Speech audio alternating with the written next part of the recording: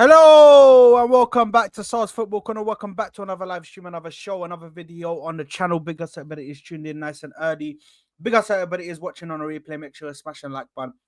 Make sure you're subscribing to the channel if you haven't already. We are back again for another episode of the Koora Pod, episode 55. We're here to discuss all that has happened in the Champions League. We're also going to be speaking about the weekend fixtures, a big one, the CityPool derby, of course. We're going to be speaking about Arsenal. Can we stretch our lead? We're also going to be speaking about Chelsea and their poor. They've had some poor games. Do you know what I mean? They've had some poor games, to be honest. So we're going to be speaking a little bit on Chelsea because, I don't feel like we give them enough airtime. So we need to speak about them. But also, we're going to be doing a prediction show as we do every single episode. But T is not with us today. He's actually out for a celebration with his work peoples. So, yeah, man, he's not going to be here today. But we are here, of course. I am joined by Sammy. I am joined by Souls. And I'm joined by Ashraf as well in the building. And we are here for the Koora Pod. Do you know what I mean? So stay tuned because it's going to be an amazing episode. You already know. I see people always telling me they love the Koora Pod.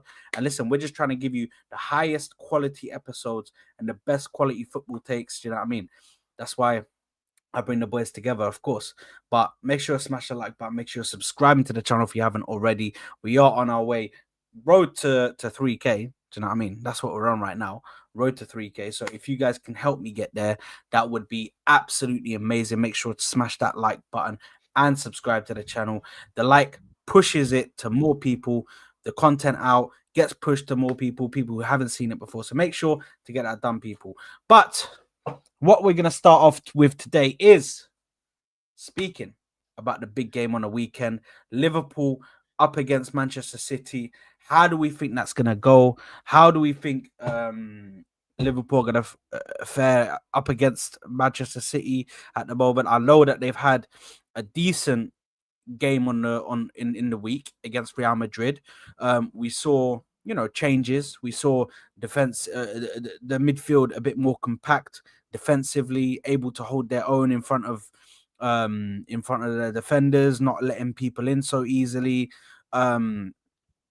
And yeah, I need to know, what do you guys think on the game on the weekend? How do we think they're going to fare against a Man City who are in form? We just saw what they just done against Bournemouth, and listen, Bournemouth are no easy team to beat. Even though I would like to say that I think that they were making stupid mistakes for no reason at all.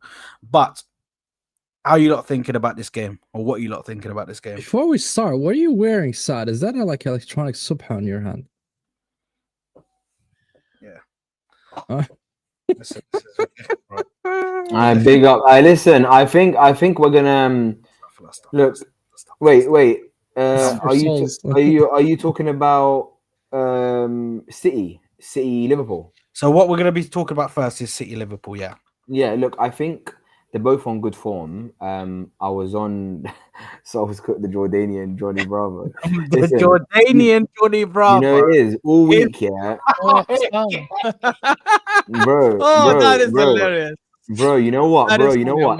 Everybody was saying in the comments how like during the actual stream, they've never seen Staffy get that triggered. I literally left him screaming. I go in his chair. Literally, he lost his head.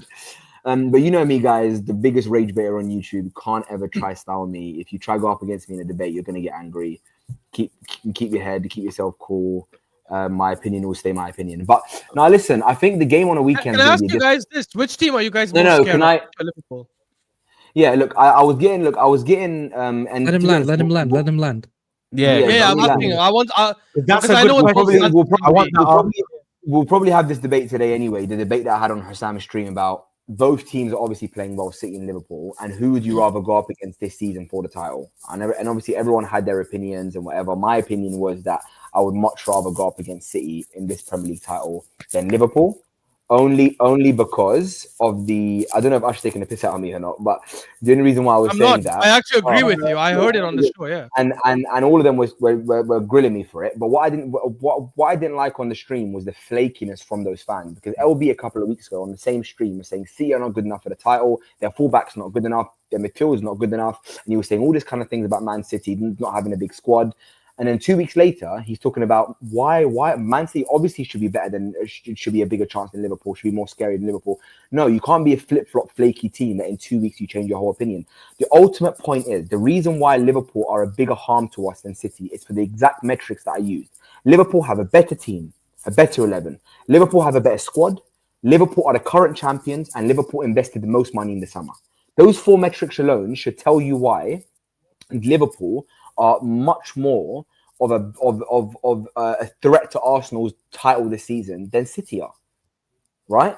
So that's just how it works. So look, it's going to be a difficult game. I want it to be a draw or a City win, genuinely, because, and I said this as well, if City win this game, Liverpool go 10 points behind us if we beat Sunderland. And City will stay 6 points behind us. I expect City to drop more points. I do.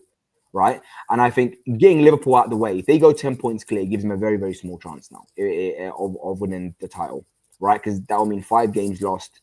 It'll be a difficult game. But look, I think it'll be. My heart is telling me Liverpool will win, but I want City to win. If Liverpool do win, then they're definitely back in the title race. Beating Madrid, Villa, and City in 3 games is very tough. So yeah, but yeah. So, just a quick one. Go to settings. Yeah. And audio. Yeah. And check on, make sure that reduce mic background noise and echo cancellation. I just clicked it now. I just clicked reduce mic background noise. Yeah, I think that thing is gone now, because you had like a lot of feedback. It's gone now, I think.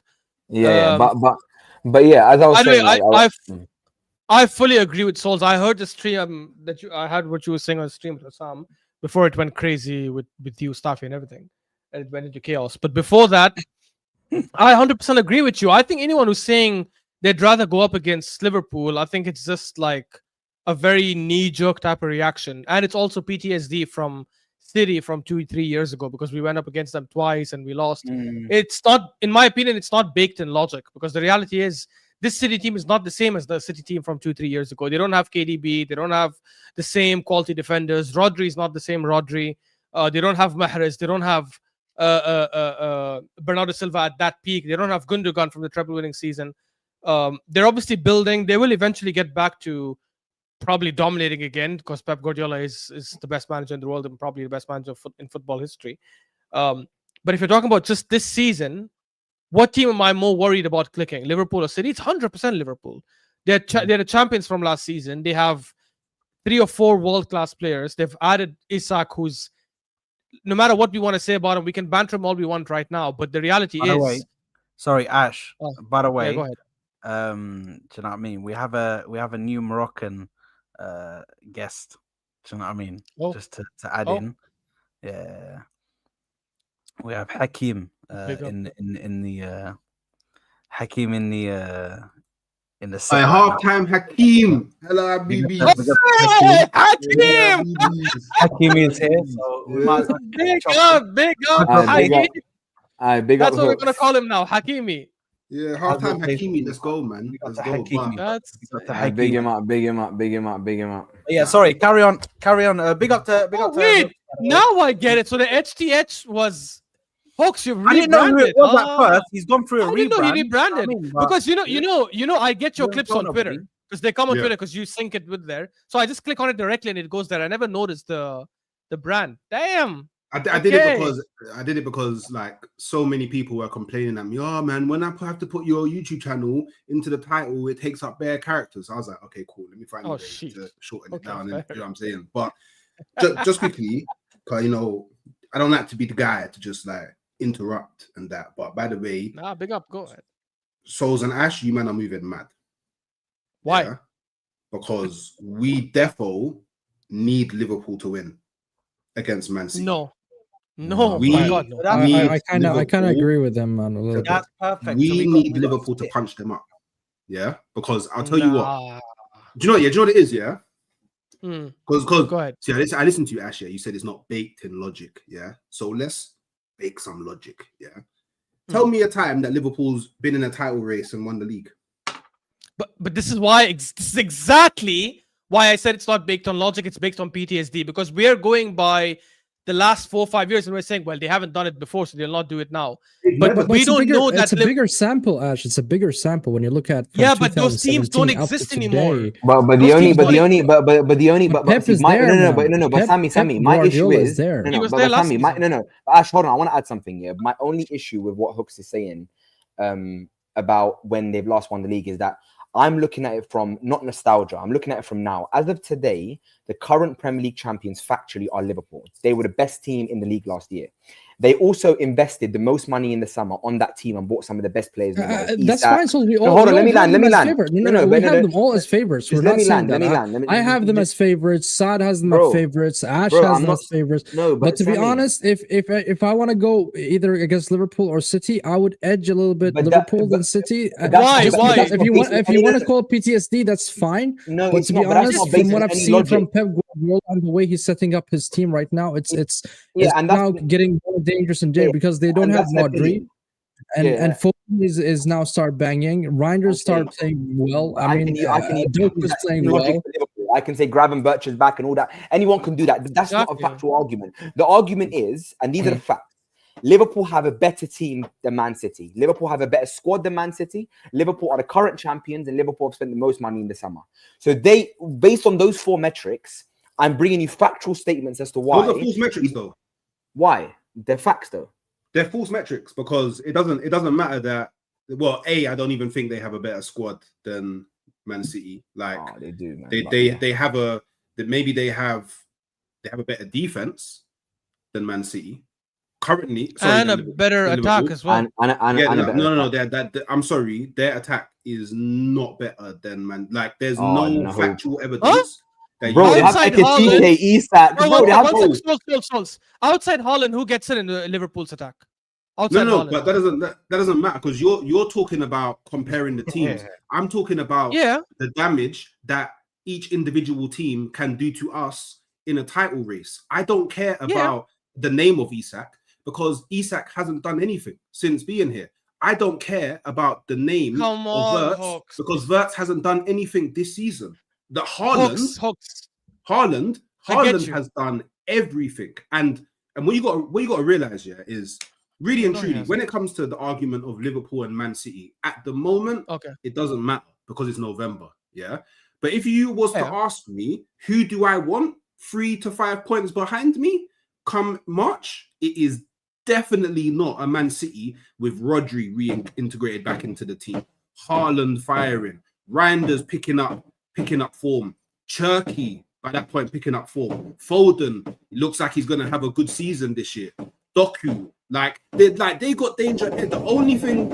What is this? The only thing that we beat them on, realistically, the only thing that we beat them on is defense. Defensively, that's what we beat them on. Defensively, But the thing is... But don't forget Hooks as well. In January, they usually reinforce. And then there's that as well. One sec.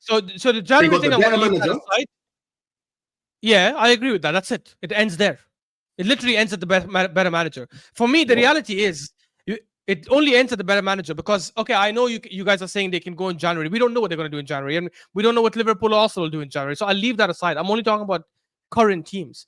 All these things, all these hypotheticals you're mentioning for City, like Foden is amazing and Shirky is going to bang and Doku, I can say the same thing 3x about these players.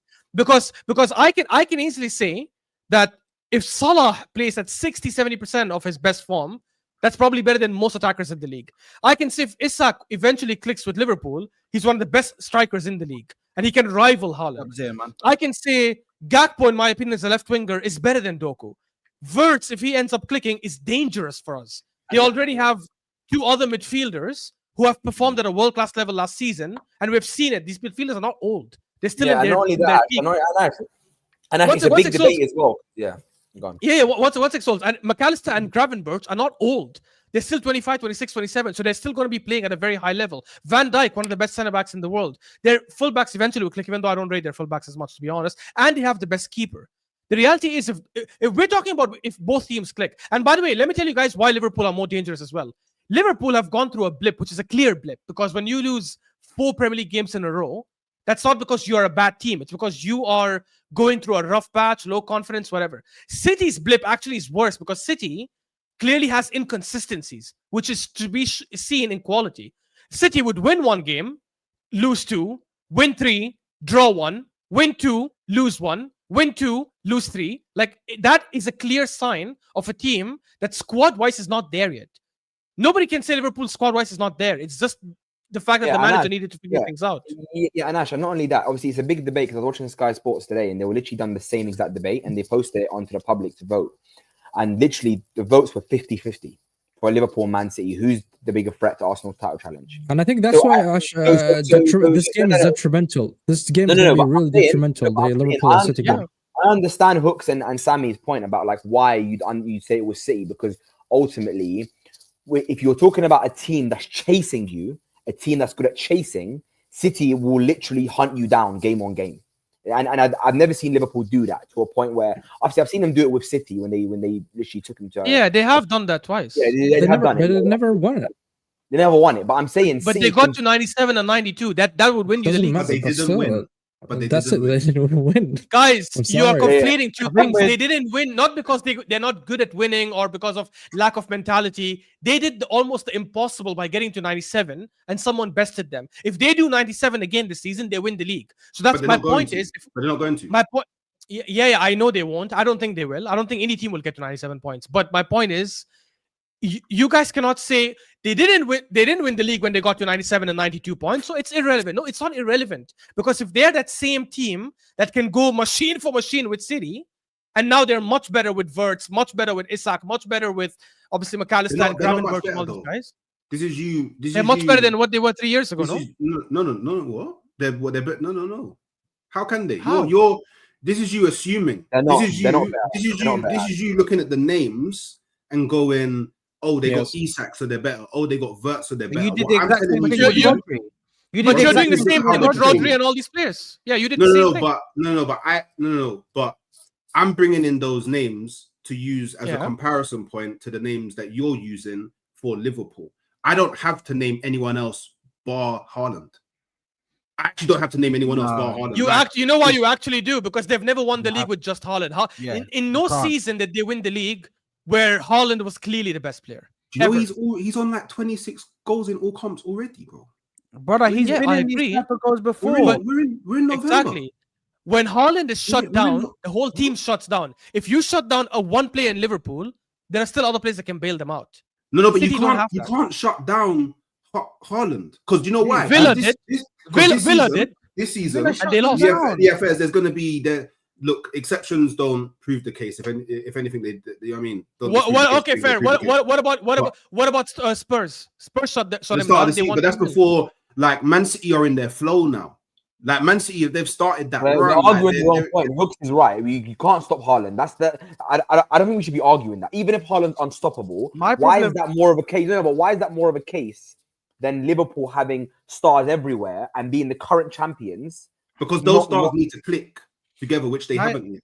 I think this is all. This is the problem with this whole debate. Yeah, is that everybody's thinking about this and basing it off of hypotheticals, basing it off of if this guy clicks or if this guy clicks or if this guy clicks. Because yes, we're bringing in the fact that if Liverpool's let's just put it like this: if Liverpool's team clicks and Man City's team clicks, who's more dangerous?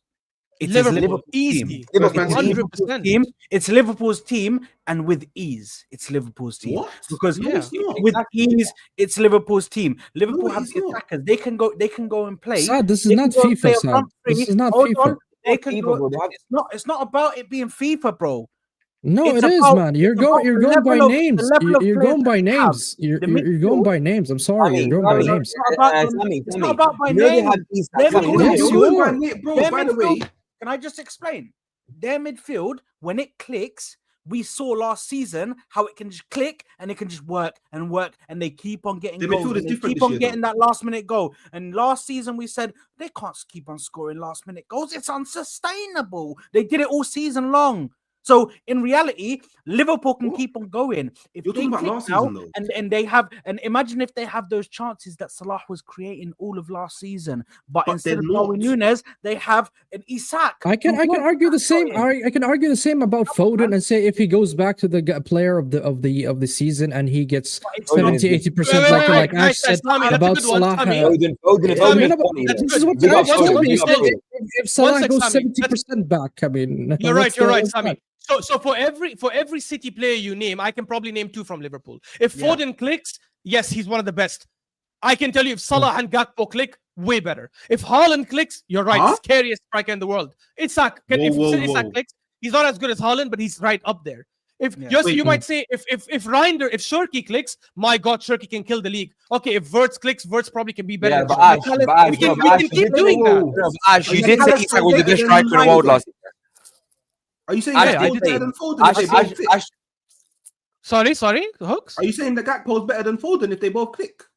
No, I said if you say Foden, I can say Salah. If you say Doku, I can say Gakpo. If you say Haaland, I can say Isak. If you say Rodri, I can say, I don't know, like McAllister. If you say Turkey, I can say Wirtz. There's no one that you can say for Rodri. There's no one that you. I agree. There's no one that you can say for Rodri. I think they've got a problem. I think they've got a problem defensively, Manchester City. 100%. Their centre backs are not as good. Which is something that if Liverpool click and Man City click, I still think they're going to score goals, but I think they're still going to concede goals because they've got a problem in the defense. They've got people. It's a bit of a mismatch in defense.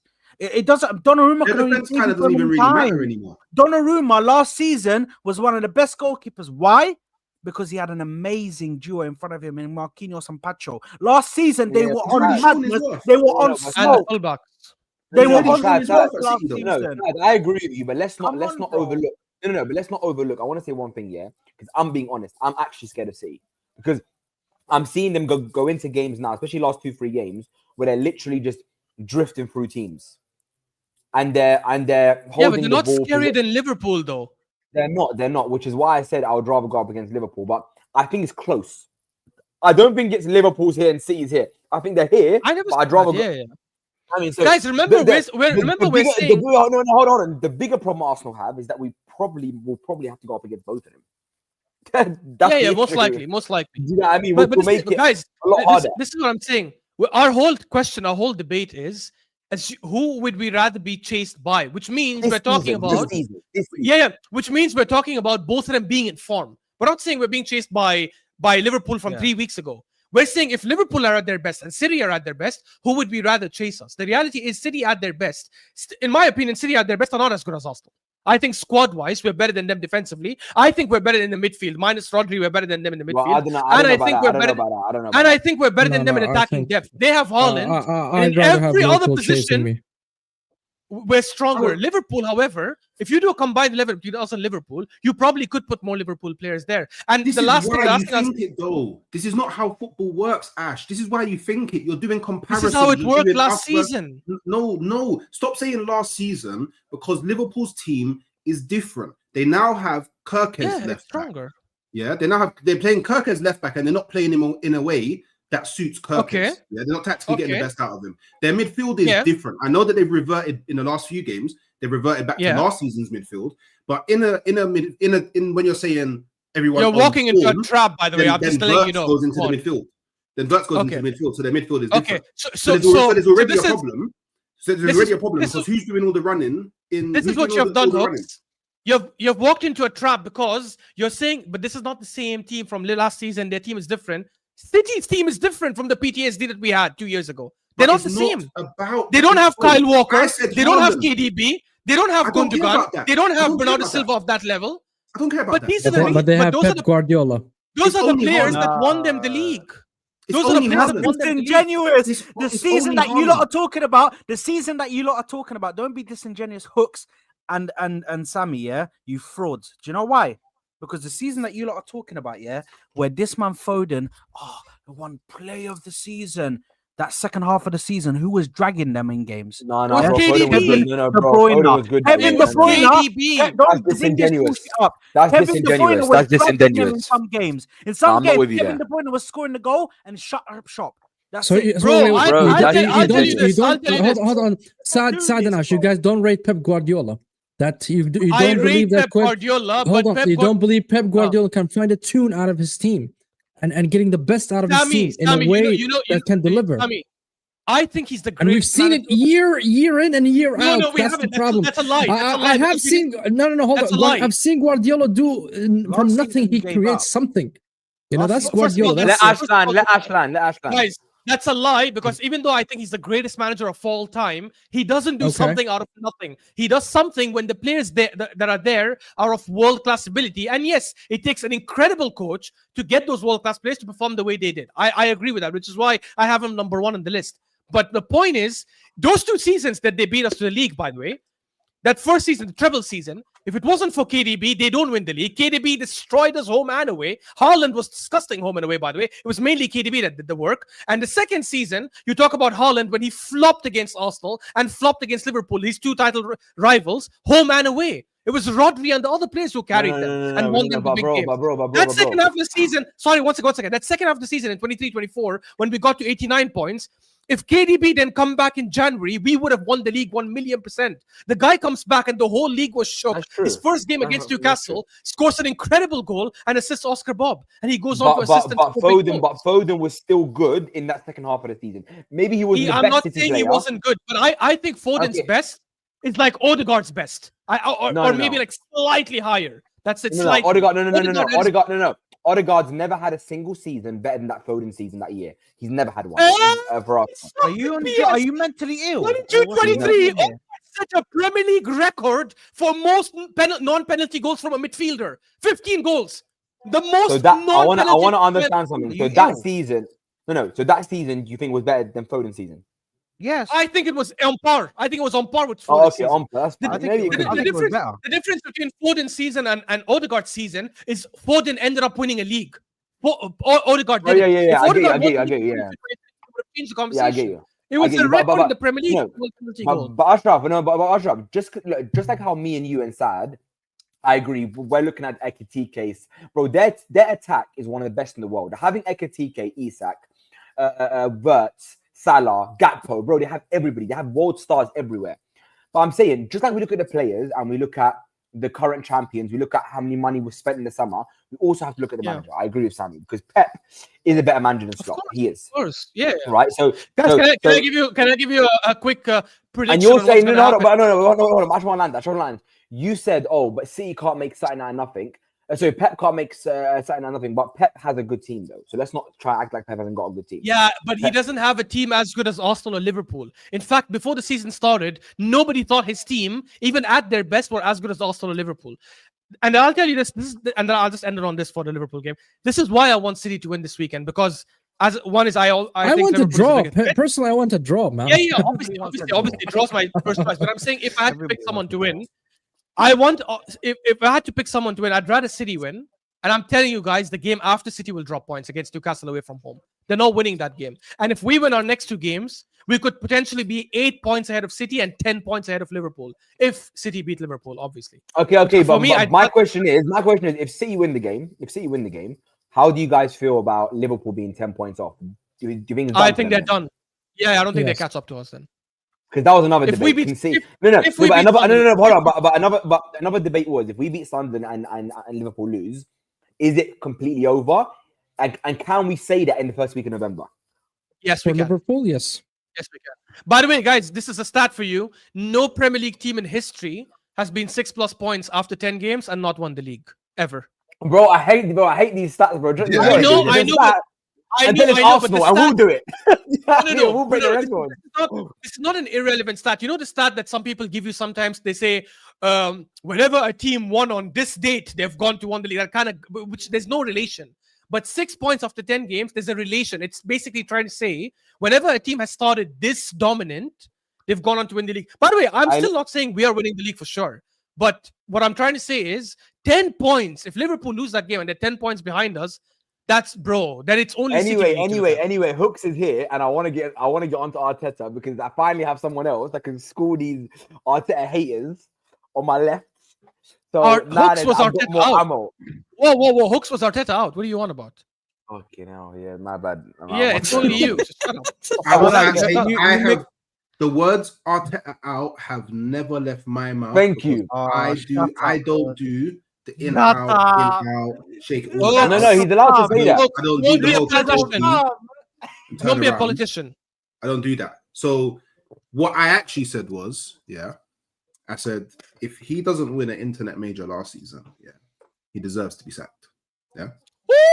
I think everyone can like. It's not even a I want you to be sacked or I'm saying all the time you're going to be sacked. Potato. I just feel like you deserve to be sacked. Like. So it's the same thing. You know what I mean? Never. However, I can't control if you get sacked or not. So from the moment that's what I was saying. From the moment that Arsenal decided not to sack him, you don't see me going around every stream I'm on. I'll get this forward out of my club. No, because he's actually doing nang at the moment. He's actually doing nang. We don't do that. I agree with you, and all of us who said he should be out this summer will have to hold smoke if he wins the league. Happily so. But there's a difference between you saying he deserves to be sacked, which is, in my opinion, the right thing, versus someone else saying, oh, he messed up, but he shouldn't be sacked. That's different. You get what I mean? Which is what Souls was saying, which is what Igal was saying, which is probably what Martin just joined the chat. And Martin probably was saying it as well. If you're saying he doesn't deserve to be sacked or he shouldn't have been sacked, that means you're saying what happened last season is okay, it's acceptable. You get what I mean? There's a difference between that. Yeah, it's even worse when someone tells you, I think Arteta is an amazing manager. I think he can win us the league. I think we have one of the best squads in the league, but I think we'll finish third this season. That is the true hypocrisy. He disconnected. Yeah, he just left. He disconnected because he knew I was talking about him. He actually just left fully, throughout the whole thing. He went out of the whole thing, by the way. So I don't know where he just went. But listen, I'm pretty sure the thing is, with Hooks, he is a politician, bro. He likes to mix up words. Do you know what I mean? Say he wasn't in this place when he was actually at this place. So how could I be at this place at that time saying that exact thing? Nah, but to be honest, he did put his balls on the line. You guys know what he said, in one of the other streams. I can't remember which one. He said we're gonna win the treble this season. Yep. Wow. He said we're gonna win the treble. I don't domestic or the treble. I do not fear Man City or Liverpool. Yeah. Wait, what? To me, the league is already done. To me, the league's already done. But if you ask I think we're going to win the league as well. If you ask me the question of who I would rather be chasing me, that's completely different to me thinking that we're going to win the league or not. Like, to me, the league's done. Like, literally go beat Sunderland, come back from the international break, beat Tottenham, beat Chelsea, league done. That's pretty much done. Like, at that point, if we lose the league from that, then you're Arteta out. I don't know when we will ever win the league. Are you Arteta out then? If that happens, I don't use these YouTube buzzwords. If that did happen, but he deserves to be sacked, right? Yeah. Do you think the manager deserves to be sacked for a second time? If we lose the league from that. No.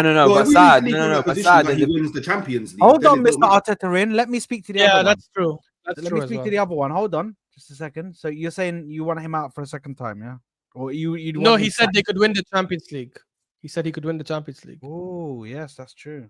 I mean, I think we are winning the Champions League. Have you? Let's win against Bayern Munich first, and then we can take it there. Man. I don't know. But the Hooks doesn't work that way. Last season, Liverpool were the best team in the league phase. They won every game until the last game, and then they got knocked out. No, I'm not talking about best team. I'm not talking about that. Oh. We haven't conceded the goal.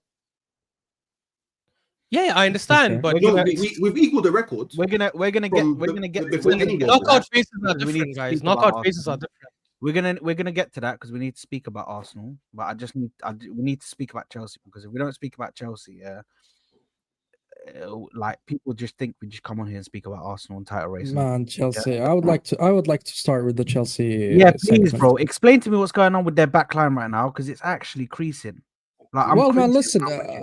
I said it many times. Sad in my also stream is the the defense of Chelsea will be their demise this season. I mean, their defense is just too weak, and going to a team, with all the respect, called garbage or whatever, man, and they go and drew against them. It's mental, man. It's mental. I'm sorry, I don't rate that team. Sammy's funny, bro. I said garbage.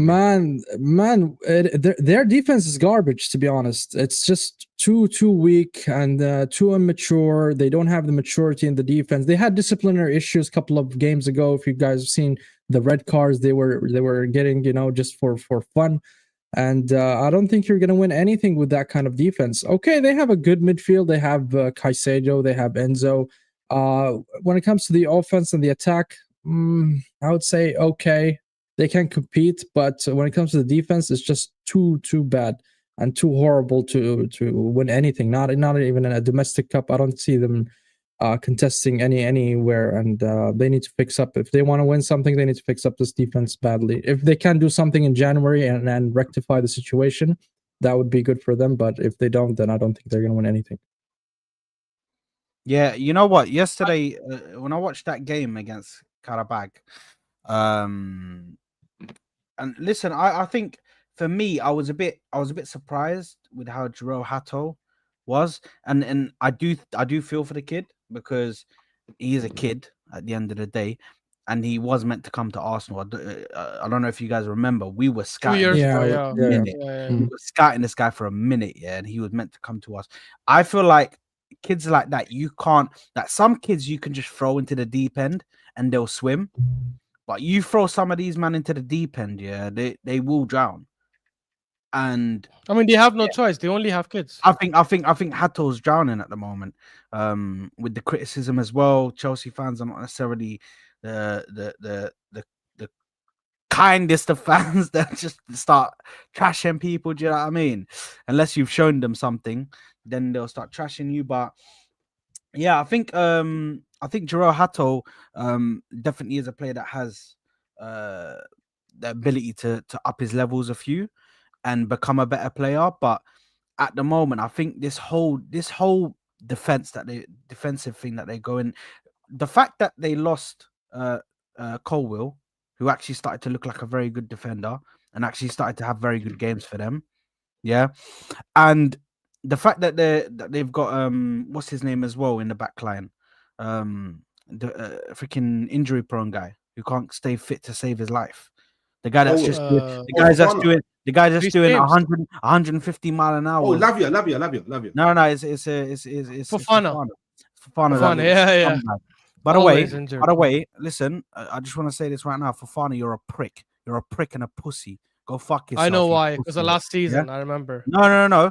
Because this guy, have you seen him? He constantly is out on these roads, on these English roads, and he's doing like 120 mile an hour, going off road to go past cars in a sports car, bro. This guy's gonna kill somebody. I didn't know that. And he's gonna be, bro.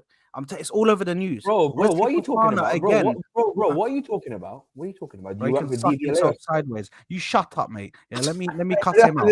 Yeah? Don't chat to me. Let me cuss him out. Man, move like you work with DVLA or something. Man, move like No, but bro, listen. I'm on my what's that guy? Cycle Mikey. Man, moving yeah, bro. I'm on that vibe right now because bun that guy. But listen, I feel like their backline has got massive issues, and I'm not gonna let these Chelsea fans sit here and continuously scapegoat Sanchez, because sometimes it's not Sanchez's fault. Sometimes it is just the backline. Sometimes it's just a backline that is utter shit. Bro. Do you know who they scapegoat? Maresca. For the red card when they scapegoat Maresca, and that was the point I was making on the stream to Hussam. I was saying, bro, you just defend managers like crazy. No, I don't defend managers, bro. I'm saying that Maresca takes some of the blame, but I think Maresca's done a good job for Chelsea so far. He's won them 2 trophies. He's got them a top 4. I agree. I think the bigger issue is the recruitment.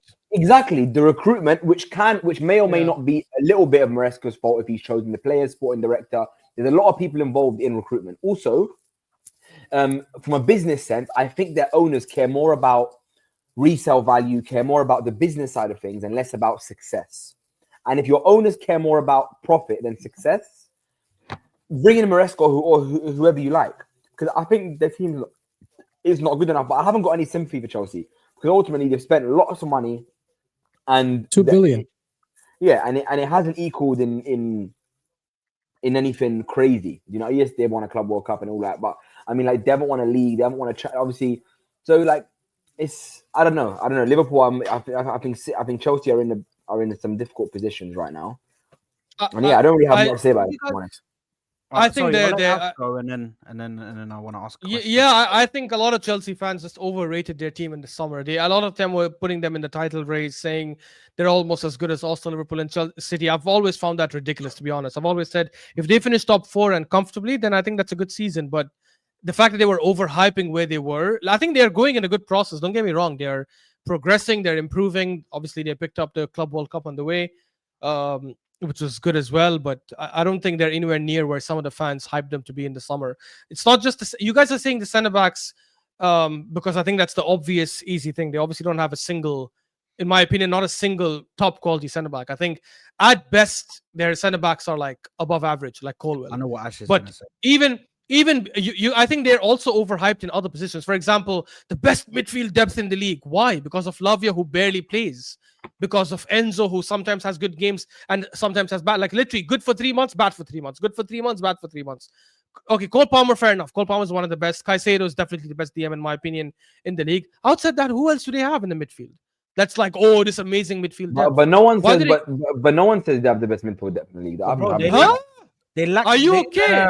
They've been saying the whole conversation every week. Caicedo in every channel is Chelsea the best midfield depth. Caicedo is the best DM. They're saying that Enzo Fernandez the best DM. I think Caicedo is the best DM. But they say Enzo Fernandez is top 3 in and the James in the top Premier League. right back. It's just I think it's just mental. And even if you look at their attackers, by the way, there's not as I like Joao Pedro. I like Joao Pedro so much. I would have loved him at Arsenal. But every other attacker, meaning right winger and striker, I think is meaty. I don't think they're that good. Neto is very Estevao is 18. I'm not going to count an 18-year-old. I don't know how he is yet. Every other attacker is average, in my opinion. Whoa.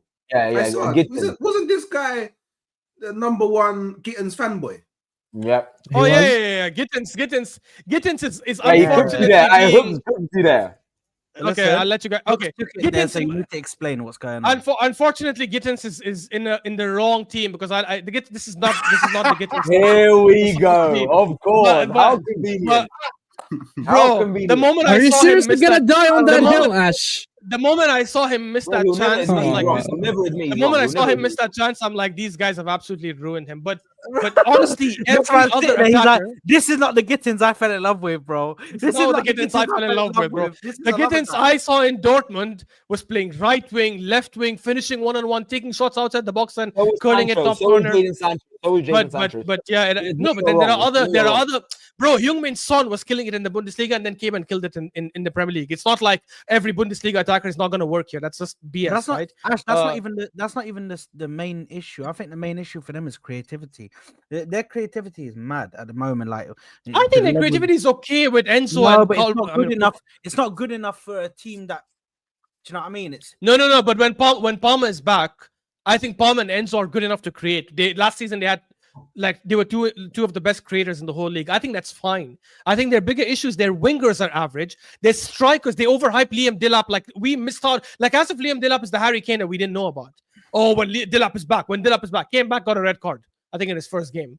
I just feel like they overhype these attackers so much. They overhype their midfield depth like crazy when they only have, in my opinion, 2 world-class midfielders and then a midfielder who's very inconsistent. And then, the only thing I would rate them very highly in is their fullbacks. I think Reece James and Koora are 2 of the best fullbacks in the league. But listen, can we talk about Arsenal, bro? Everything's overhyped. Very long on Chelsea, bro. Bun Chelsea, man. I wanted to ask a question before we move on because we need to speak about other teams, bro. We can't just speak every single time about. We haven't heard from Hooks about Chelsea. Yeah, chat to me, Hooks. Chat to me, and then I need to ask a question. Man, they're the blue Spurs. Garbage, man. Right? Like every West London Hotspur, man. Like every season at the beginning, they're just we're gonna be Nang. Look, we signed this player, we signed that player. Oh, we beat this team, we beat that team, and then they're just the same shit happens. They're not consistent. That's what it really is. Like to actually be like a proper Titan / threat in this league, you have to have a certain level of consistency. And they will just never have that level of consistency because they invest in young players, and young players are the most inconsistent type of players out there in the world. Like, when they're good, they're really good, and when they're bad, they're really bad. That doesn't help a team that's trying to chase for like big honors. So yeah, man, I don't know, man. Personally, I don't know. I just don't rate them. Like, for me, I think that just in general, like, it's like Arsenal, Liverpool, and Man City they're like in a league of their own. Like, they're playing their own little mini game in the league, and everybody else is just battling for all the other spaces. So yeah, man. Fun Chelsea, man. I can't wait to punch them up. I want to ask I you this. can't wait. I hope so. I really hope. I want to ask you this. Where do you guys think they finish this season? Fourth. Where do you guys think they finish? Fourth. Yeah. Fourth or fifth. Is it a scrap or is it comfortable? I think definitely a scrap. It's a scrap. It's a scrap. It's a You not think it's going to be a scrap? between Chelsea, Spurs, and United. It'll be scrap between them three. I actually don't think Tottenham will be anywhere near the top 4 race. United depends, man. I don't know. United is very. Remember when I told you guys before the Forest game, you guys were saying United is back, and I told you guys, what if they drop points against Forest? Literally drop points against Forest. I don't know, but United has the potential to make it difficult for Chelsea. Yes, I don't think Tottenham do. I think Tottenham more time. That's true. All right, listen. Let's just get to. Oh, Marco says they will not even make the UCL. Marco says 6. I watched Spurs against Everton. I watched Spurs against Everton away, and Everton were playing well, and Spurs still beating 4-0. Spurs, yeah, and I watched Spurs. I watched Spurs at home against Chelsea have 0.05 xG. And I watched them. By the way, guys, do you know that Spurs only won 1 game at home this season in the Premier League? Yeah. Did you guys know that? They're 19th. I think they're 19th in the league. Yeah, but good away record. They're a good away record. Yeah, but I mean, who have they played away from home outside Everton? Who have they played away from home? City. City was the one. Yeah, that's true. Just shut your mouth then, you bro. But the thing is, the next game they've got is at home, isn't it? Or is it away? The next game is against United. Man United. United away. No, at home. At home, yeah. So they've got the next game at home, and then the next away game that they've got. I don't think they're gonna win that. So when's the next? It's against Arsenal. Yeah, they ain't gonna win that, bro. You think in my days they definitely won't beat us, but we have to be careful that we don't draw either. Catch points. Come on, man. How many times? I mean, they did 2 seasons ago. On one hand, the amount of times in my lifetime that these men have come and caught points in my caught 3 points in my yard. Really? I think I can count more. The 4-4 draw. In the Emirates.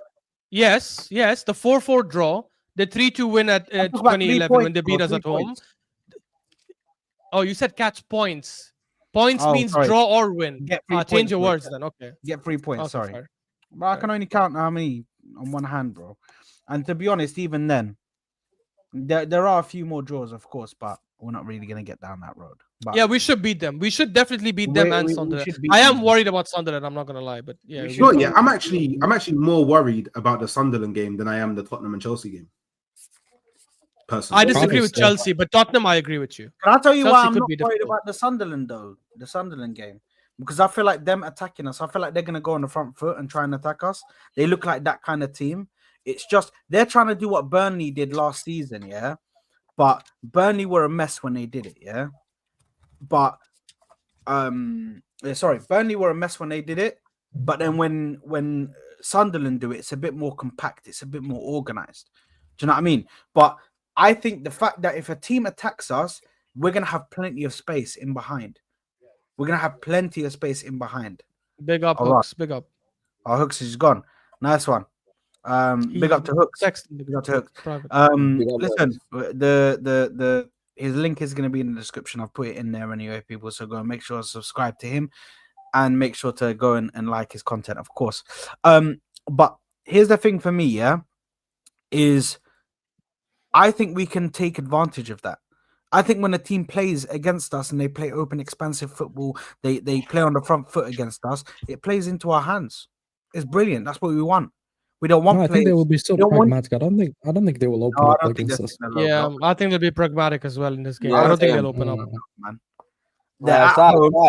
Sad. They'll be stupid to go toe to toe with us, bro. Come on, they would be. Bro. I've seen them do this in this season, bro. But they weren't. You haven't seen them do it against Arsenal. You haven't seen them do it against Arsenal. No, City, against or Arsenal, Liverpool. they haven't played us yet. Yeah, but that's what I'm saying. When they do play City, Arsenal, Liverpool, you'll not do that. The moment I saw Man City park the bus against us, I know that. Trust me, teams are not coming to play those. Yeah, teams are scared. Teams are shook. I've seen Man City this season park the bus against us. Trust me, they're gonna sit back. And my worry is in my opinion, I should probably agree with this, and Sammy inside, it's probably a harder game for us if they try and sit back, because we've got a lot of injuries going forward, right? And we'll have to try and create something out of nothing when it comes to. Okay, I disagree there. I think if they sit back, it's better for us. You know what it is? People are saying we have depth and we have all this kind of stuff here, but are people seeing our injury? I know a lot of them are going to be back after the break, whatever. I'm thinking, as of today, as of Slavia Prague press conference, bro, we had all of our attackers injured. Literally, we could probably field out one team because Moreno's going to start up top. Martinelli, both strikers are injured. Gyökeres and Havertz. Our backup wingers are injured. And Jesus. Both Jesus back, by the way. Yes, Jesus. Both Martinelli. No. Don't say he's back. Don't say he's back and he's mad because he's Brazilian, he's flary. The guy's been shit for years. Please, let's stop trying to like gas him up. Whatever. He's probably going to be tired. But anyway, listen, yeah. What I'm saying is this. Tired. He hasn't played for 8 months. What do you mean tired? Exactly. And when he was playing for 8 months, he was tired. But most games that he played with us, everybody wanted him to be fair, before he got the injury. He actually had a very good run of games. He scored a hat-trick against Crystal Palace in the Cup. He scored 2 goals. No one rated him. No one rated him. Then he scored again against West Ham. Maybe I can't remember which team. No one rated him. But ultimately, what I'm saying is this. Both strikers are injured. Both backup wings are injured. We have an injury crisis up front. Because now we're starting games with a midfielder and literally 2 of our only wingers. That's it. You know what I mean? I still fit. But that's why this is the first time for me that I'm waiting for international break. Yeah, international break will be good because then after the break, I think Arteta said a lot of them could be back, so that'll be good. Yeah, Odegaard, Gyökeres, Martinelli, all will be back. And I never thought I'd say this, but we need Gyökeres back, which is mind games. But... Oh, now you rate him. Yeah, it's not that. I'm saying we need him back because whoever. But listen. You have to give flowers. You have to give flowers to Moreno. You know what? I think Moreno is the most disrespected Arsenal player in that Arsenal team. Like the amount of people. I tend to agree. Every game, and then he scores, and everyone's like, "Oh, fair play, Moreno, fair play." Like if Gyökeres scored the 2 goals that Moreno scored in the weekend, the whole group chat would have been going mad. But when Moreno scores them, no one says nothing. Oh, well played, Moreno. He's like, bro, give the brilliant goals from him. Yeah, you have to give Moreno his flowers, bro. The guy scores whenever he plays for us. He's been a very, very good signing. I'm not gonna lie. For the kind of money we paid for him, he's been a fantastic signing as a very important goals, very important goals. Good finisher. Like, okay, in midfield, I agree. He's very, very.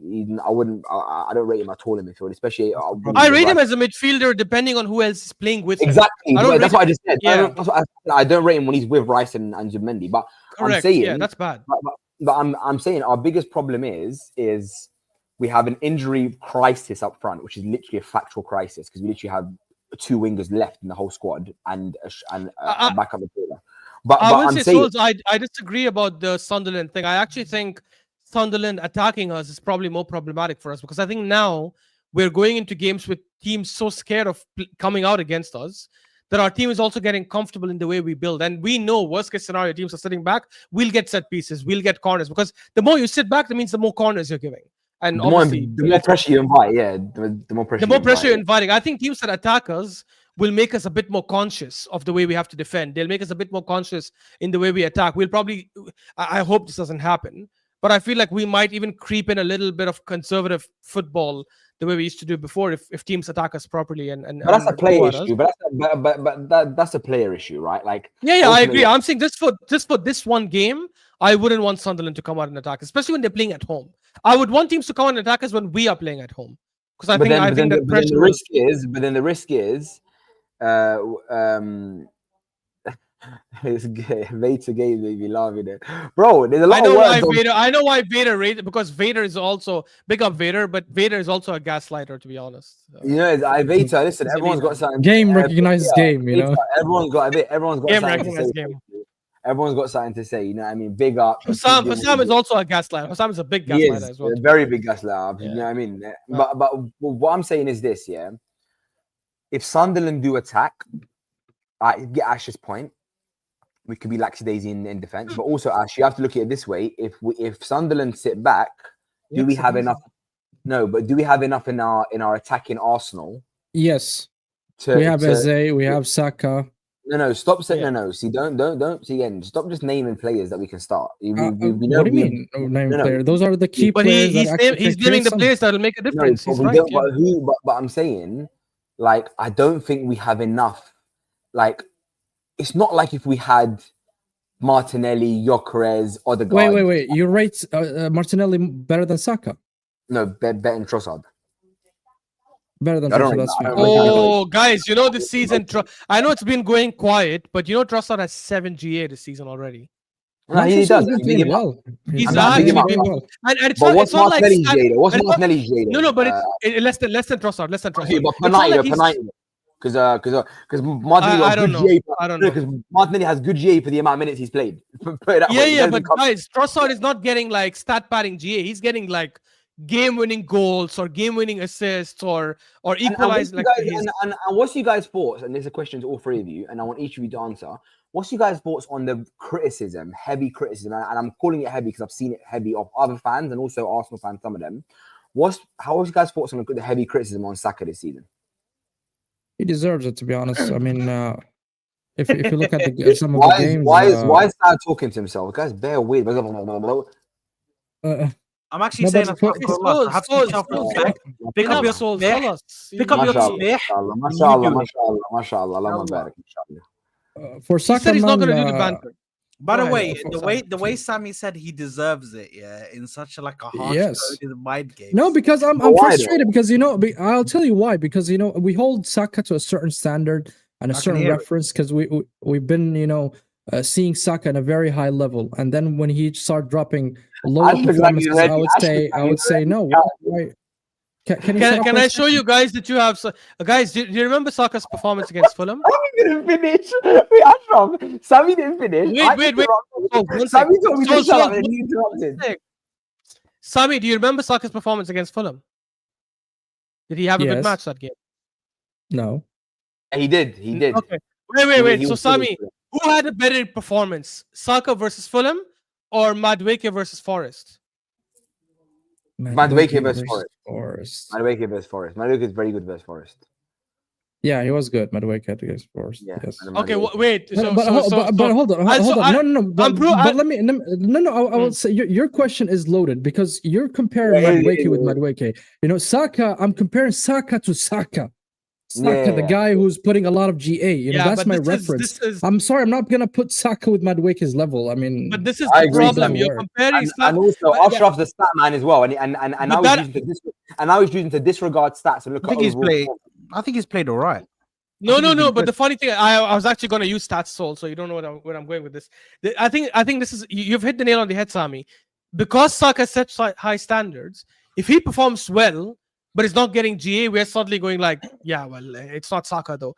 Saka against the hype people had for Madueke against Fulham was because he was completing like dribbles and stuff. He completed 3 dribbles that game. Saka completed 6 out of 7 dribbles against Fulham, created multiple chances. Obviously, it's not his fault the players didn't score them, and was tearing apart the fullback.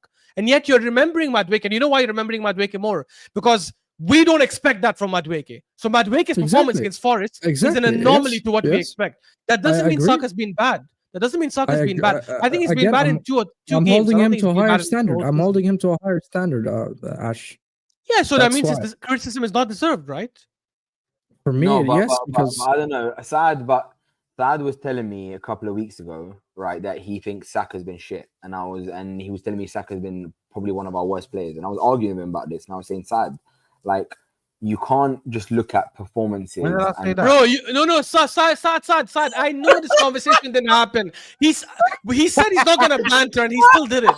Ignore him, bro. I'm sitting there trying to think through my memory bank. When I say this, he was looking at you to see for a reaction, I realized. Don't give him by the way, I the fact that Ash has read the Soul's book in and out, bro. I know the Soul's book, every page, everything, every corner. Man knows the reading, bro. It's not that, bro. He knows me too well. He knows me too well now, which is the problem. I need to switch up my tactics more, man. No. But listen. I think Saka has been good, to be honest. I don't think he's been bad. Yeah, I agree. I think he's not been bad. I think he's been very, very good. We have to understand that this guy's coming back from a major injury, bro, where this guy's fucking hamstring was hanging off of his leg. Yeah, and he's not just gonna automatically start. Okay, start from the last best update that I had. Let's go back to let's retract back to that last update, and then let's work off of there where I was performing at an optimum quality and optimum system, whatever. Yeah, he's not gonna do that. Okay. Was he good versus Burnley? Was Saka good versus Burnley? Sorry, was Saka good versus Burnley? No, he wasn't. That's one of the two games. But you're picking games out. I think overall this season, I think he's had more good performances than he has had bad. And I think he's been slowly getting back into the groove of things.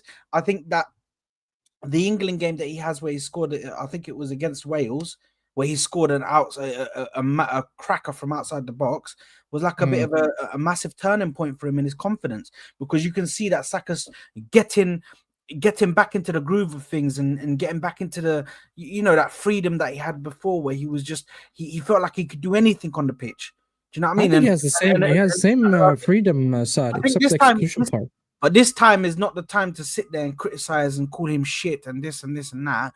This is the time to get behind the guy, because Saka has shown us he can reach. I'm not saying it's shit. This is constructive criticism, Saad. I mean, but constructive criticism could also go a bit too far. I'm sorry, but it can. Yeah, you saying he deserves the criticism he's been getting? I think yes. I think you can say you can say he's not been at his level, but to say he deserves the criticism, like he's not, because the criticism he's been getting is that he's been bad this season. He's not been bad. Well, so how can you say he deserves that criticism? He doesn't. Again, Ash, like you said, I'm putting in a very high standard for Saka on a very high level, and that's the reference for me for Saka. If I'm gonna put a level, like here's the level, and let's say where's Madueke, where's Martinelli, where's Trossard, where's Saka? Saka's gonna be way above them. I mean, I'm not gonna sit here and deny the fact that Saka is a better player than the best winger that we have. Obviously, he is the best winger that we have, but compared to the levels he's been delivering in the past couple of seasons, he dipped a little bit this season, and I want him to get back to the levels because we really, really need him. Do you guys? I want to ask you guys a quick question. Honestly, with Gabriel Jesus, do we think we can actually utilize him anywhere? Like, do we think that he can, like, because I want to see, I can't lie, I would like to see him on the left, maybe, do you know what I mean? In like a winger kind of role. I want to see what he can do, man. I want to see what he can do in that role, because I feel like we need a bit more creativity. And do you not remember when? Would you play him ahead of Marino? No. I want him in the wings. I want him on the left wing. Oh, no, I'd play him ahead of Marino up top, yeah. No. Because in some here's the thing. Marino is too much of a threat in the corners. Guys, can I just show you one thing real quick? Sorry, before you continue. Yallah. Actually, no. 1 second. Let me add this guy as well. Just let me add this guy as well, because I think when I hear this, I know that Ash has been sitting here on scorecard just going crazy. Scorecard? On what scorecard? Scorecard. Ah, scorecard. Yeah. Just comparing, man. And it's like, okay, yeah. This is apparently Gakpo, who's been better than Saka this season, and I don't think many people have said Neto's better, but a lot of Chelsea fans have overhyped Neto. I never said Gakpo was better than Saka. No, not better. As in, he's had a good season. People are saying Gakpo's having a good season, right? Because he's scoring, he's creating. I guess I don't know if he has the assist. Oh, he has assists. Saka's this is Saka's bad season apparently. Like, he's still doing things. Tell me something I don't know. I mean, I rate Saka higher than Neto and Gakpo. I think the only reason Saka is getting criticism is because he's not getting enough assists and goals. That's it. I promise you that. If he was getting not even goals, mainly assists. If he was getting like an assist per game, this wouldn't be an issue right now. And that Burnley, those 2 misses against Burnley, I think inflated the criticism he got like for the whole season because he missed 2 1-on-ones. People are like, "Oh, there you go, there you go." Let me see Doku. Doku's had a very good season so far. Yeah, because I want to see you just like what he is on. Because I think Doku's had a very good season as well, and he's been getting a lot of. No, do you know who's had a good season? Danny Welbeck. Yeah, but we're talking about at the top level, bro. Yeah, big up Danny Welbeck. Danny Welbeck has been really good.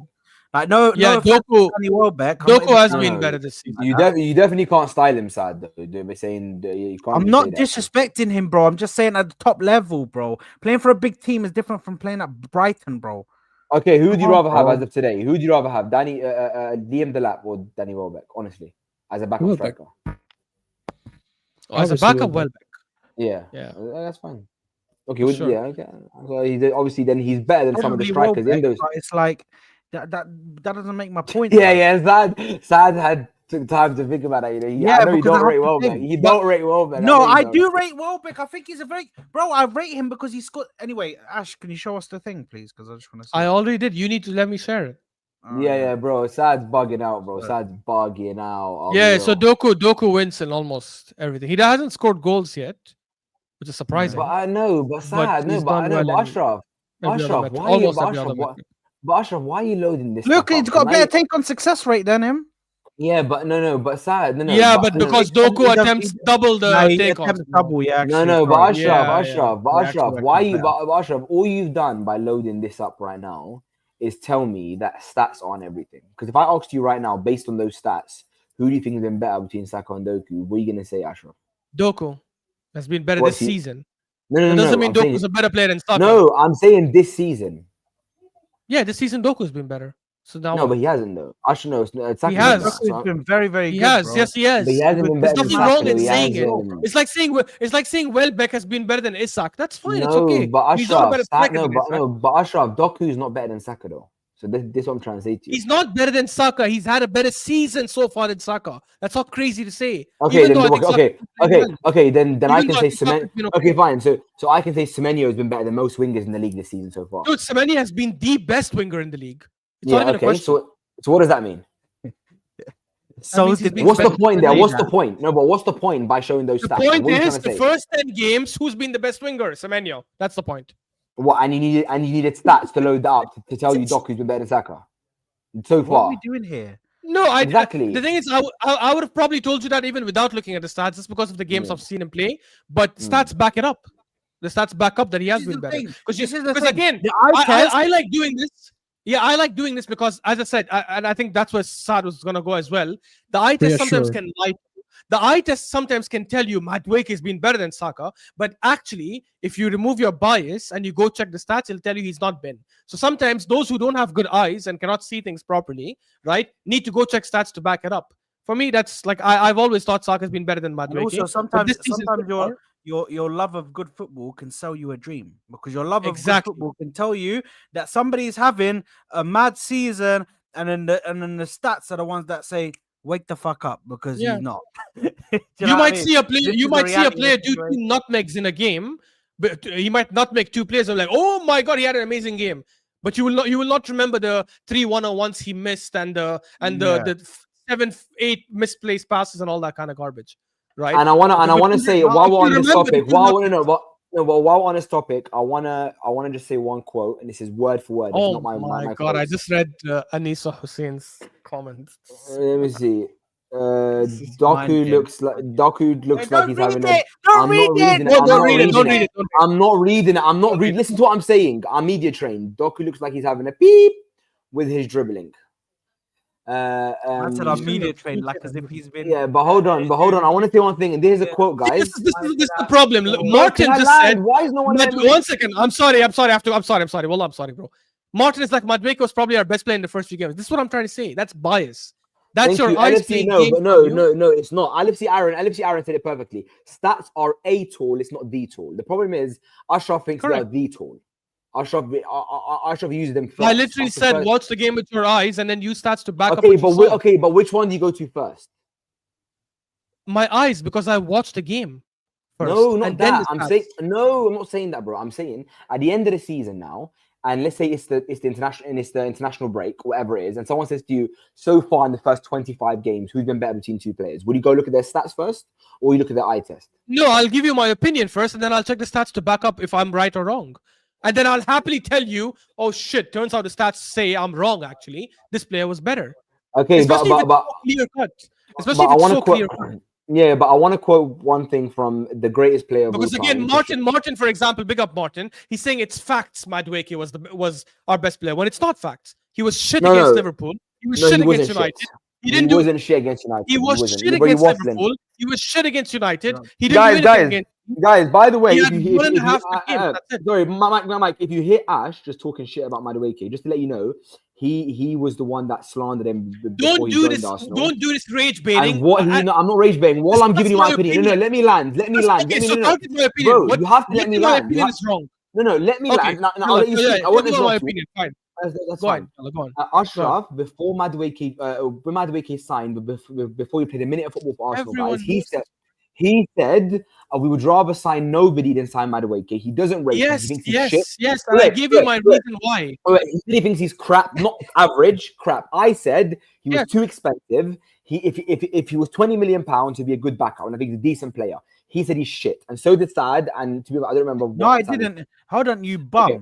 You let me land. Now that Madueke played 3-4 games for us and was probably our best winger, Saad Ashraf goes. Okay, let me land. I'm gonna let you speak. Let me land. He then said, he was the best out of a bad bunch. He was the best in the Forest game where he was, bro. At the end of the day, Ashraf's gonna die by a sword, just like he did with Gittin, and he's not gonna admit he's wrong. He will be wrong about Madueke because Madueke is a good winger. He's a good 1v1 winger. He's quick, he can dribble, he's strong, and he's got decent end product. The guy's a good player. Ashraf calling him end product. No. He got decent end product. He's got room. But decent. The point is, okay, even if his end product is shit, all them other metrics he's good at, and that to me shows me you're an average player. Ashraf called him shit. Shit means you can't do anything. You're crap. And he will never admit he was wrong about that. He will never admit it. No, I'm going to let you one more thing. And one more thing about that. Because Ashraf was wrong about him now, every single game that Madueke plays, Ashraf will try and go, oh, look at his stats. He was decent. He was the best out of a bad bunch, but he's still not good enough. He's showing more. Ashraf doesn't want to be wrong. And he had a stinker with Madueke, and he'll never admit he had a stinker. By the way, so okay, now let me respond. First of all, nobody wants to be wrong. Although I do want to be wrong about Arteta because I want us to win the league.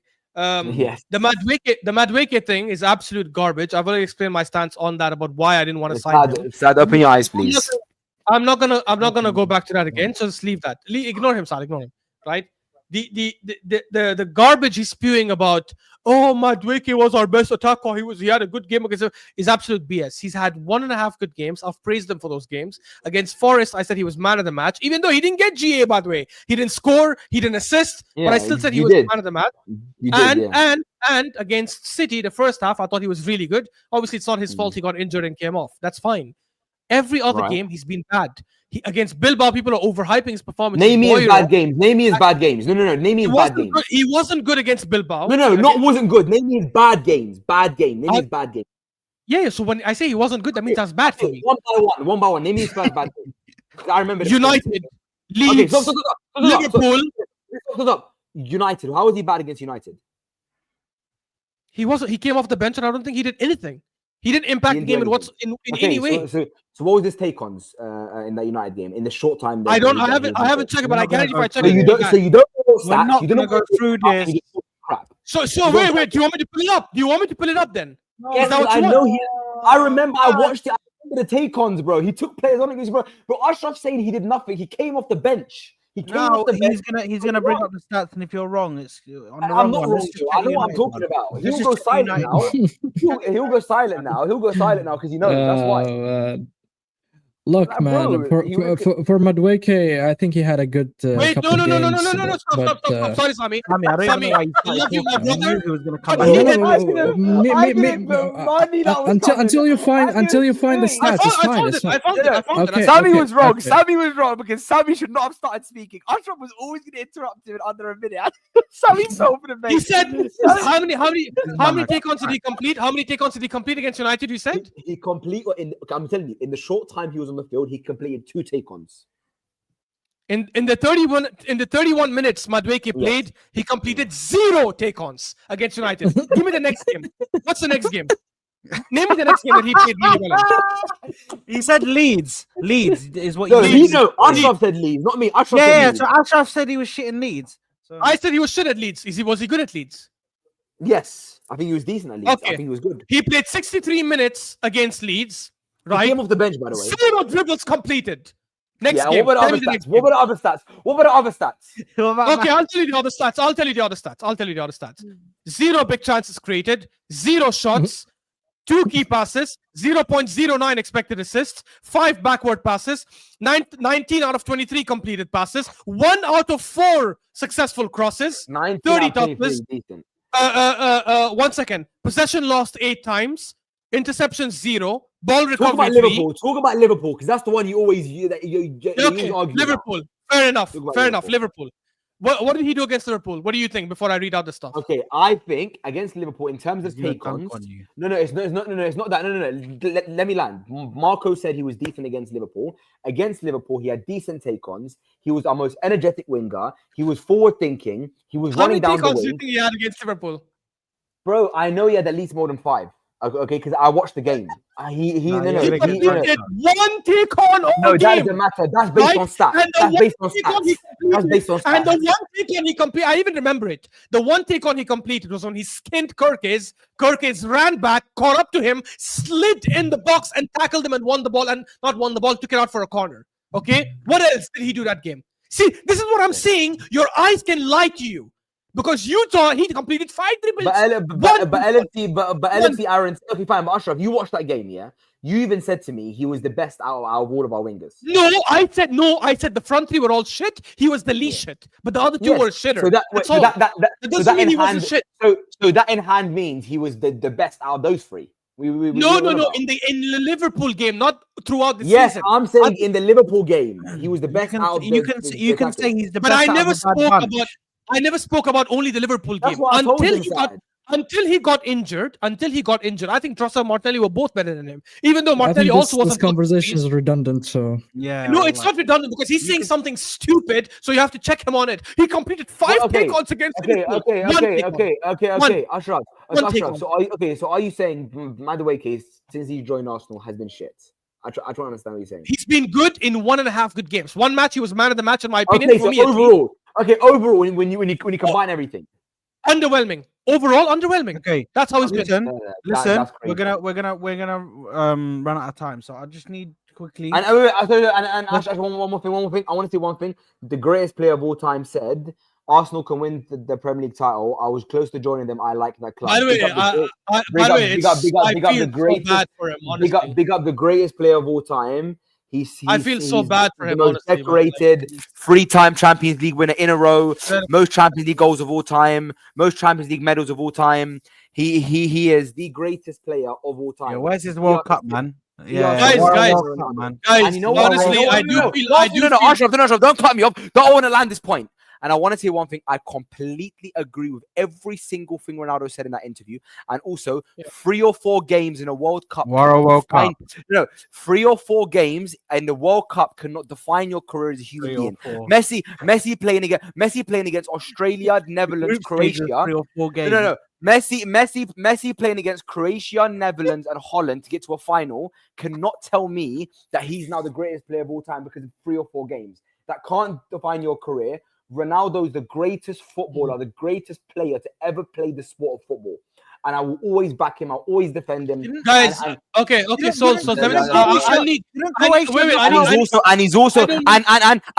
last thing, he also at nearly 40 years old won a Nations League against Spain, Germany, Croatia, Poland, and scored in every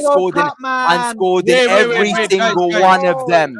He scored in every single one. I don't need that long. I don't need that long. I was saying it's so sad that this man, by man I don't mean Souls, I mean Cristiano Ronaldo, has got to a point where he's unfortunately so insecure and so hurt.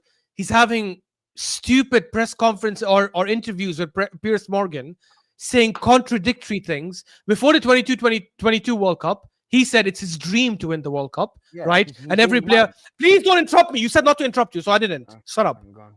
It's my dream to win the World Cup. I want to win the World Cup. Oh, it's what every player wishes to do. And then he says in the interview 2 days ago that, oh, I never dreamed of winning the World Cup, you know. And then he's as if he doesn't know it's 7 games. He's like 6 or 7 games, and his minion over here made it 3 or 4 games all of a sudden. 3 or 4 games for the World Cup apparently, right? He changed his mind.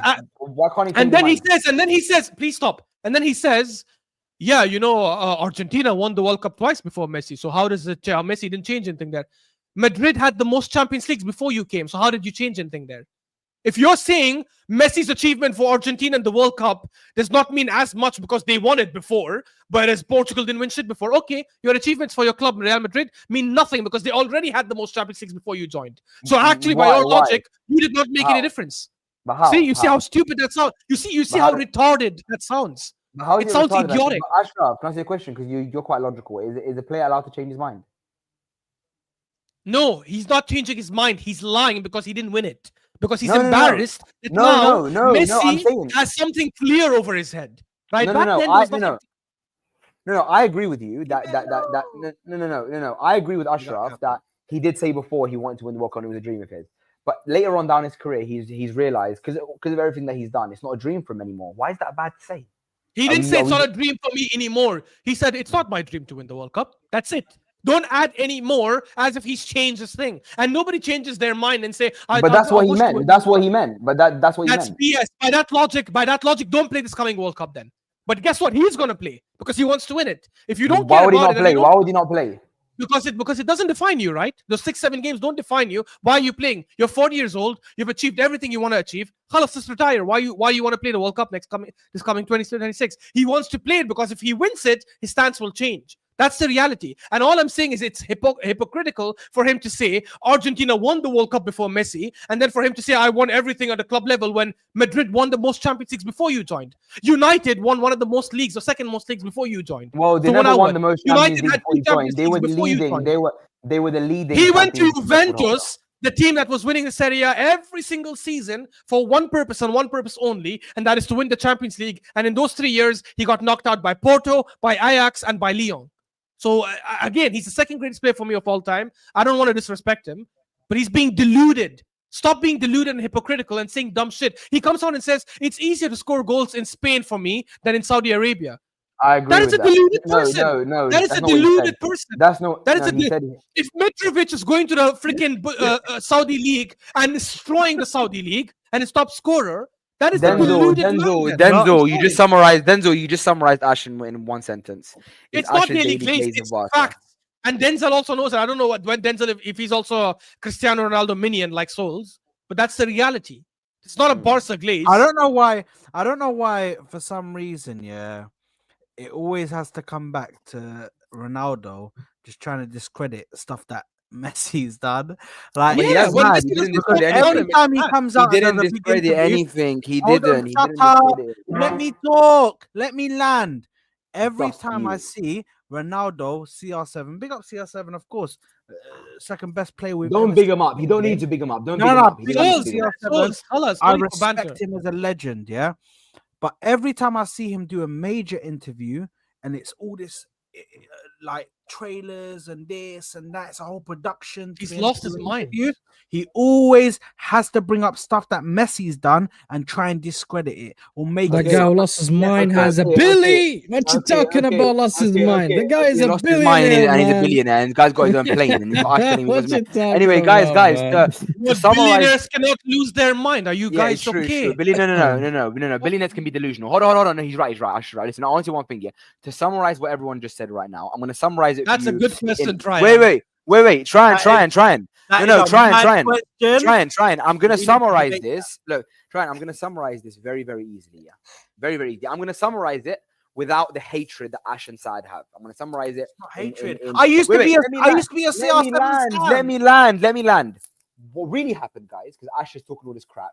He has a friend called Piers Morgan. Okay. Wait. He's got a friend, a long-term friend called Piers Morgan.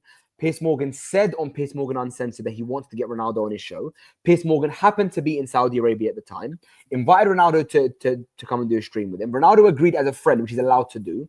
Piers Morgan asked him questions about his dreams and ambitions. And as a 40-plus-year-old man, he told him, my time now is not, it's not a dream for me to win the World Cup now. He wants to get to 1,000 goals with video proof, by the way, because that's true, because a lot of people like to cap.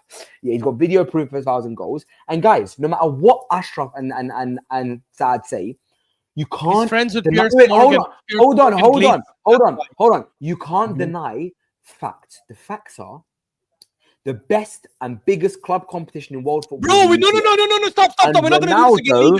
Ronaldo has won 3 youth. Ronaldo has one. Ronaldo has one. No, if you remove them, I'm leaving. We're not doing this.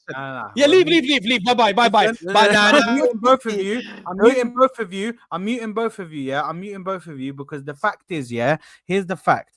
The fact is, yeah. You're a Messi fan, though. How's that fair? This is how the people that believe the moon landing, this is how they sound. Yeah, because man's actually sat here and said, "Oh my God, Piers Morgan." Sad's a liar. Sad's an absolute liar. I'm gonna remove you. Don't do it. Don't do it. I'll remove you. Wallahi, don't. But why are you power tripping? Listen, I'm telling you right now, yeah. The way this man just explained this situation, I have to take my glasses off for this. The way this man just explained the situation. You don't need glasses. You wear them for fashion. Shut up. Piers Morgan. Yeah, I do. I look good in them. Don't bite. Piers Morgan apparently was just in Saudi Arabia. He happened to be in Saudi Arabia. He happened to be like, oh, Ronaldo. Oh, I'm in Saudi Arabia. You're right.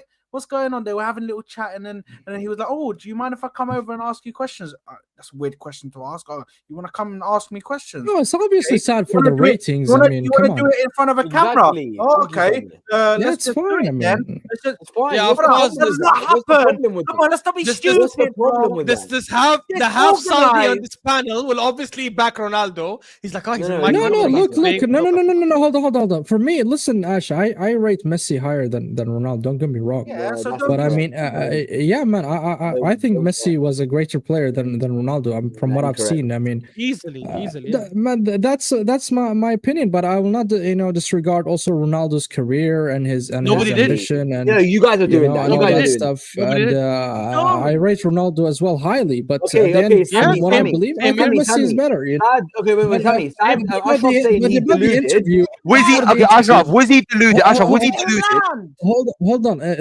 About the interview, yes, Piers Morgan wants the ratings for his show and all that stuff. That's why he collaborated with Ronaldo. Ronaldo has a 1 billion follower on Instagram. Tell me a person who has 1 billion follower on Instagram. Nobody has 1 billion followers. How is that relevant? How is that relevant to what we're saying? This is called marketing, Ash. This is called marketing, and it's called, getting more ratings. So he's saying that garbage on purpose to market. Okay, fair. No, it's not about saying garbage. He's saying whatever he wants to say. I mean, if I'm a billionaire, I would say nonsense, and I would say whatever the fuck I want. If you say garbage, you're gonna be. Hold on, Ashraf. You said Ronaldo's deluded for what he said. Guy, man. You said Ronaldo. You said Ronaldo's deluded for what he said. You're not talking. I can't hear you. Please stop doing that, bro. Come on, man. Let me talk. I was your mic. Then. I'm responding to Sami. The reality is no. Let me respond to Sami first because he spoke. For starters, you being a billionaire does not mean you can be deluded. If you're deluded, you're going to be called out on it. Who gives a shit how much money you have? That doesn't mean your logic and your opinions can be questioned. Otherwise, nobody should question anyone richer than them. That's it. The moment someone comes and gives you an opinion, ask him how much is in your bank account. Oh shit, it's more than mine. But he just hit the billionaire milestone. Something to talk about. Secondly. Yeah, he can talk about that, but when you're being a hypocrite and saying something 3 years ago and changing it now because it doesn't suit your narrative anymore, you have to be called out on it. That's the reality. When you're saying before 2022, let me land, Souls, please let me land. When you're saying before 2022, that my dream is to win the World Cup, and you went out crying when you didn't win it, and now you're coming and saying, no, it's not my dream to win the World Cup, you're obviously saying it because you're salty, because your arch rival ended up winning it. So now you have to say something to discredit it, right? Piers Morgan, by the way, is the biggest hypocrite, because in 2012, Piers Morgan created his greatest players of all time lineup, and he put Messi in it. And the moment he started becoming buddy-buddy with Cristiano Ronaldo, he took off Messi out of the list because he knows he needs now to make sure he's kissing Cristiano Ronaldo's ass. Cristiano Ronaldo is the same player, by the way, who when he came to the freaking interview when there was Rio Ferdinand and Jamie Carragher and Gary Neville and some others, I can't remember. And one of them, I can't remember who, one of them praised Messi and said Messi's the greatest of all time, whatever. Cristiano Ronaldo didn't shake their hands and ignored them, even though he was teammates with that player before. I can't remember which player that was. It was a former United player. That is how salty he is. We all, no, it's not salty. It's a sour loser, you know. No. Wallahi, the last thing, and then I'm going to mute my mic and you guys can talk. The last thing I'll say, don't ever say I'm disrespecting him, because if I'm saying he's the second greatest player of all time, how is that disrespect? There's been millions of footballers in the past, and I'm saying he's second of the million. Fine. Okay. And Ash, if someone says Messi, on a personal level, there's a lot of things I like about him. By the way. Okay. And if he's second, and if someone says Messi second, do you think they're disrespecting Messi by putting him second? No, it's not disrespectful. I will challenge that opinion, but I will not say that's disrespectful. Anyway, Ash, the main question I had for you is, if he was deluded in what you said there, was he deluded about what you said about Arsenal? What did he say about Arsenal? He said, I think Arsenal will win the Premier League title this season, and I was close to joining them, and I like the club. So go on, how many people have said they're close to joining Arsenal? I'm asking Ashraf. How many people have told us that they were close to joining Arsenal, bro? Yeah, Arsenal had a list of players that he could have signed. He likes Arsenal. He said he likes Arsenal. So wait, okay. Let's say he likes Arsenal. What's the relevance? Sorry, I just told you, bro. The relevance is he said Arsenal are going to win the league this season. So is he being deluded about that? I didn't say he's deluded about everything he says, and also, he's not the only one who said Arsenal will win the league. Why is that a crazy thing?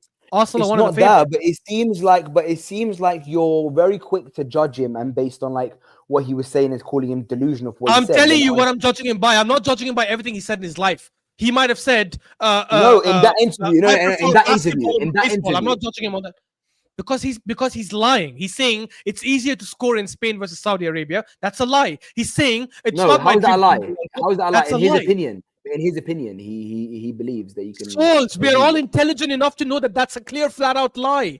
He played in La Liga at the highest level. We saw how he played in La Liga. It's not the same. Have you ever played professional football, Ash, in such extreme weather, like 40 plus degrees with humidity?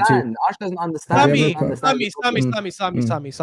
Wallahi, but Sami, Ashraf disrespects Saudi football. Ashraf disrespects Saudi football because Ronaldo plays there. Only because Ronaldo plays there. Souls is trying to do an agenda, so I'm going to ignore him. I'm going to talk to you, Sami. I'm saying this with utmost respect. You're too intelligent to be referencing the quality of the Saudi league versus the quality of La Liga. Listen to my statement. I did not mention the quality. I said regardless of the quality, disregard the technical ability and the level of the players and all of that. I'm talking about the extreme conditions and circumstances you're playing in. That does not over. Hold on. It's 40 plus degrees. And in some instances, if you play in Jeddah or you play in the Eastern Province, the humidity, man, it's unbearable. And you live in Dubai and you know about humidity. It's still easier to play in the Saudi League in 45 degrees than to play in La Liga at 25 degrees. 100%. You know that's not true.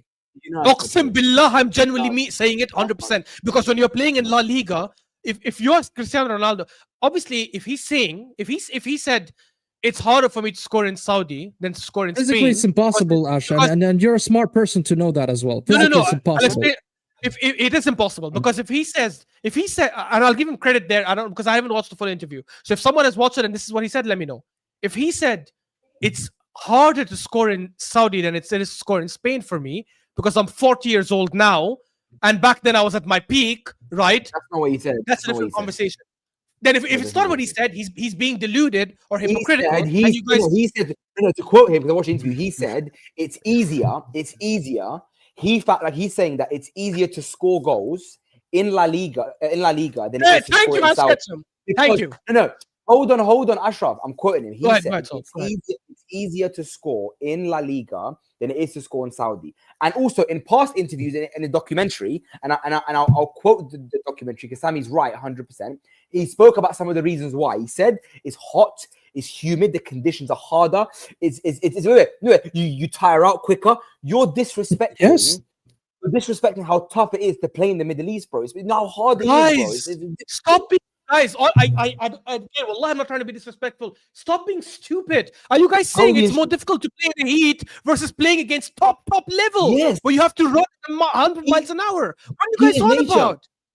Are you guys saying it's easier to play against Bkhel and Ali Said and all these players versus playing against Cannavaro and Ramos and Piqué and all these players? You know, Saudi has a lot of quality players. Saudi has a lot of quality players now. If you look at all the teams, they have a lot of good players. You can't disrespect them and say Abdi Said. You can't say that anymore. This is the same player, by the way. Sorry, Saad, last thing. This is the same player that before joining Al Nassr, when he was out of contract, he said, I'm not chasing money. If I'm chasing money, I would have just gone to Saudi. I have offers from there. But I believe I can still play in Europe.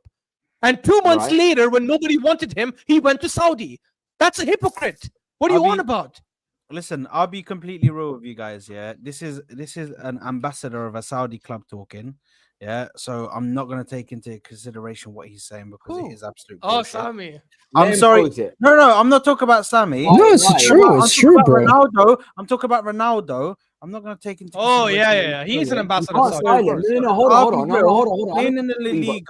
Playing in the Liga, some of the challenging games that you have, the quality that he had when he was playing against when he was playing in the Liga. Don't do that, bro. Not necessarily. Don't act like you weren't playing against star-studded Atletico Madrid teams. In La Liga, he had to track back. He had to track back against Dani Alves and these guys to make sure he's defending. Is he doing that in Saudi? Is he tracking back? No, but Ashraf, Let's keep it a buck. In Saudi, you're playing against old men, bro. No, you're not, bro. That's what you think, bro. Old men. Sorry, hold on. I'm gonna land. No, I'm gonna land now because I've had enough. No, I'm gonna land because I've had enough now. No, had enough. I swear on my life. Ashraf, if you put Arsenal in the Saudi league, Arsenal wrap it up. That's fine, bro. I don't care. Listen to what I've got to say to you, please. And I mean this. Real fancy, yeah. I'm done with this topic. Go ahead, Sons. I'm done with this topic. I've got friends in London that actively watch SPL. I also, I'll be honest with you, I try and watch it whenever I can. I like the SPL, right? And I'm telling you, I've watched the SPL games. The level is not as bad as you think. Most of the teams now have quality players in their team. They play good football. Okay? They're playing in Tell them about Al Hilal and City. Tell them. Yeah. Bro, they don't know this, bro. I'm telling you. Now. So Sammy, if you asked Ash and Saad, mostly Ash, Saad is not true. Between the MLS and the SPL, Ashraf will say the MLS. Ash will say the MLS. I'm telling you, he will. He will say the MLS. Why? Because he's disingenuous, bro. I'm telling you. I won't say the MLS. I would say. No, I said Ash. SPL is much better than MLS. Bro. I'm telling you, yeah, the SPL now, you guys need to look at the teams. You need to look at Al Nassr, you need to look at Al Hilal, you need to look at Al Qadisiyah, Al Khalij. Bro, I'm telling you, there is quality players in each team now. And there's world. I'm telling you now, there is quality top level players in each team, bro. What's Al Qadisiyah? Bro, he said, okay, but I might have pronounced it wrong, bro. No, he's gonna laugh at me now because he speaks bare Arabic to me. That's fine. That's fine. But what I'm saying is, that's fine. But what I'm saying is, Sammy, is that these guys keep disrespecting the SPL like it's not a tough league. I'm telling you, there are some SPL teams. No, there are some SPL teams that will finish top 10 in the Premier League. There is Al Hilal and Al Hilal and Al Nassr will finish top 10 in the Premier League. I'm telling you. I'll put it on anything. Out of your damn That's mind. fine. You can laugh as much as you like. Are you sick in the head? Let's go player for player. Who's 10th in the Premier League? Who's 10th in the Premier League? Brentford. It doesn't matter about who's 10th. Let's compare Al Hilal's team to Brentford. Firstly, yeah, let's not even get into that because if we really want to discuss this, the pressing in the Premier League, they wouldn't be able to handle it, bro. Why not? Why? Because the intensity is mad. The intensity is way more than what it is in the Saudi league, bro. Come on, man. This is standard stuff. Let's not do this, bro. Okay, but do you rate the Saudi league side? Because do you rate the Saudi league? 100%. This comes from the same book, and Ash is gonna laugh at this. This comes from the same book of the man that told me Messi can't do it in a rainy night in Stoke. This came from the same book as that, bro. So don't come to me with this.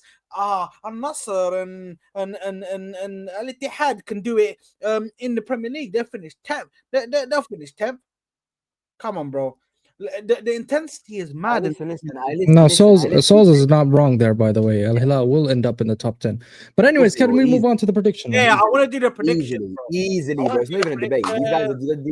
I'm telling you, Ash is deluded, bro. Ash will say MLS is better than SPL. I'm telling you, bro. No, because look, Ash, who's better? I watched the SPL. Listen. The Saudi league, especially Al Hilal, I mean, adopted a certain way of playing since 2011, since 2012. They've been building slowly under the radar, and they're now bringing really top quality player like Savage, like Mitrovic, like Cancelo, Giovanni, Cancelo, Koulibaly. I mean, they are strong players.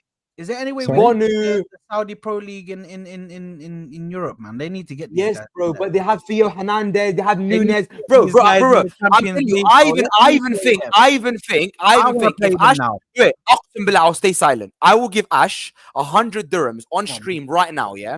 If he can give me 5 reasons why Brentford are better than Al Hilal. 5 reasons. Yeah, not 5, just 1. Yeah, even 1 here. Ash has no idea to entertain. He does not want to entertain. I don't even want to like. But even if I give him 5, you know why I'm not going to entertain this? Because even if I give him 5 reasons to back out like a pussy of paying me the 100, he's going to say I don't agree with reasons 2 and 3. So why would I pay you? Okay, I'll send it right now. I'll get online banking up right now. Give me 5 reasons, and if everyone agrees with you in the chat. And Sammy inside agree with you, Oxen Bilal send you 100. No. Sammy will not agree with me. So why are you including Sammy? Why? Sammy's not deluded. Because he's backing your point. Because he's backing your point. That's why. He's backing exactly, but you can change his mind. Bro, Sammy's even further gone than you, bro. Sammy was backing this when we weren't even having this conversation about Ronaldo or Saudi. I've seen Sammy a few times. He just sometimes brings out the. Sad. Who do you think is better? Sad. Who do you think is better between Al Hilal and Brentford? Be honest. You never watched them, Sad. So don't talk about a team you never watched. Exactly, and Ash hasn't watched them either, and he's still willing to bring up points for them. That was my point. The moment Ash even speaks about Al Hilal, I know straight away that he's being disingenuous. He doesn't watch them play. Bro, I promise you, I've watched Al Hilal more than you have watched them. Okay, so don't give me that garbage. They are not a Premier League level side. Just let's move on, guys. Why? Yeah, can you bring up predictions, guys? We're about to. Why are they not bringing level side? They have. Hamad El-Yami, Koulibaly, Milinkovic-Savic, Al-Dasari, Ruben Neves, Cancelo. Stop reading. I can see your eyes moving left to right. Stop reading from your screen. I'm not reading the screen. I'm not looking at the screen. I can see your screen. I'm not on my life. On my family's life. On Allah. He was reading from the screen. So stop giving that garbage. I saw your eyes going from left to right. Darwin Nunez, Renan Lodi. They got Yassin Bonu. They got Hassan Alkam Tabakina. I know these plays by heart. Bro, Malcolm. Ash is like, guys, he's literally reading from the. Just type Al Hilal squad on Google. He's reading the same names that are showing up in the almost same order. How do you know? Say wallah, you didn't do that. Say wallah, you didn't do that. Yeah, exactly. Yeah, I can't lie. It's mine. Okay, fine. I name you 1 Brentford player that gets in over the Al Hilal team that I just told you. With all them, half their team would get in. Half their team would be better than the Al Hilal team because these players are not the same as they were 2-3 years ago. Anyways, go ahead. Oh yeah, predictions. Sorry, predictions. Yeah, please, predictions, bro. God, this guy gave me a headache. Honestly. And Sad is dusty. Sad looks like a German doner kebab. There we go. He's doing he wants to get in. By the way, can you give us what happened since last? Because apparently I was moving Buki. Do you know what I mean? What's the leader? Hold on. I can't lie, guys. 2 points away from Sad. I had a bad week. Yeah, I had a bad week. It was my bad. Do you know what I mean? Wait, but Ash, you are point off. This is what happened. This is what happens. This is what happens when you let these guys peer pressure you into putting a 3-0 Liverpool 3-0 Aston Villa win. This is what happens when you let them peer pressure you. Do you know what I mean? I was a bit of a. Do you know what I mean? You have no ball knowledge. By the way, I was just laughing because I read Cali and Ash's comments about Koulibaly was so good in the Prem. He was so good, he got chased out of the Prem, but they will finish top 10, guys. I swear to God, he's better than both Brentford centre backs. I'll put it on anything. Wallahi, I don't believe that. Uqsam billah, I don't believe that. But anyways. Okay. Ash, you are pointing ahead of me. What did I get that Spurs, man, because you got the Sunderland Everton result right. Oh my God! I can't like guys. I'm on a generational run. You know, I'll be honest with you. I can't believe I'm still even. Man. The funny thing is, I think I had the better week, but it's just that you had like what you got 11. Yeah, no. Ash had a better week, but I'll be honest with you guys. I want to say one thing. No, you had a better week. And Sad won't admit this, yeah, but Ash probably will. You know, to get predictions right and to get predictions close, you have to know how a team is playing and watch Premier League football to know a team's form. So the top 1-2 players actually watch ball. Saad and Sammy have just proved right now they don't watch football. Hold on. They don't watch football. They only watch Arsenal. Hold on, you fucking idiot. Go back to the thing. And then scroll onto the Fulham versus Wolves, so this guy can fucking look. Go on Fulham Wolves, and then look at my prediction and tell me how close I got. So shut your mouth, bro. Shut your mouth. They're 1 goal off. They scored 1 goal more than what I said they were gonna score. We could go. Try and said no shit. So look at the prediction for Arsenal versus Crystal Palace. Look at the last week, the prediction for Arsenal versus Crystal Palace. So shut your mouth, guys. Just to let you know, Ashraf has sleepless nights watching teams play, and so do I. I watch every Premier League game. Ashraf and Sammy don't. I watch the Premier League. You're acting like I'm just some guy who watches Arsenal games. Ashraf Saad has called me on boating multiple times, and he's asking me for scores of games that are happening. I swear on my life. And he's telling me, "Oh, have they scored? Have they?" Say all like you don't. He doesn't watch football. The last time we were watching the game, and I was ahead of him on the Chelsea game. Palace game. Was you watching the Palace game when we spoke last? Brother, when we spoke last, I was watching the Chelsea game, and then I was ahead of you. I was taking the piss. So shut up, man. Yalla, Man United Spurs. Let's go. Somebody text T. Give his. I was doing that actually. Bro, my blood pressure, man. Wallahi, my blood pressure. Bro, I love you, bro. I love you. Go and play. My blood pressure's going up, man. Don't do this. Anyway, why you gotta do this to me, man? Anyway, Spurs United gone. Oh yeah, T. Cool. I'll start. Yeah. T will give it to us. I'll add it later. So I'll start with Spurs and United. Spurs are shit at home, to be honest. I wouldn't be surprised if United win, but I'll say draw. I'll say 2-2. Draw is mind games. But anyway, go on. Come back to me. Go on. I'll go. No, we don't. No. We don't come back to you. We go in an order. Exactly. Come back to me, it seems. Well, who the hell do you think you are? Here, he's giving us predictions now. T. Yeah. Okay. Yeah, TK's doing them live. TK's doing them live. Big up TK in it. Big up TK. I want to go. I'm gonna go with 2-1 Manchester United. Yeah, same for me. Sammy. Same. 2-1 for United. I'm gonna go 1-1. Saad. Everton Fulham. I'm gonna go with mind games. That's what you're gonna go with. Register Kev. At least I didn't predict you guys would lose. I'm gonna go with 2-1 Everton. Sammy. 1-0 Everton. 1-0 Everton. Souls. Everton Fulham. Everton at home. Oh, it's a tough one, man. I think I'm gonna go 1. I think I'm gonna go 1-1. T. Oh, T's not here. So no, he's here. He's in the chat. Yeah, I know, but he's gonna take time, so I'll just mention mine. He said 2-1 Everton.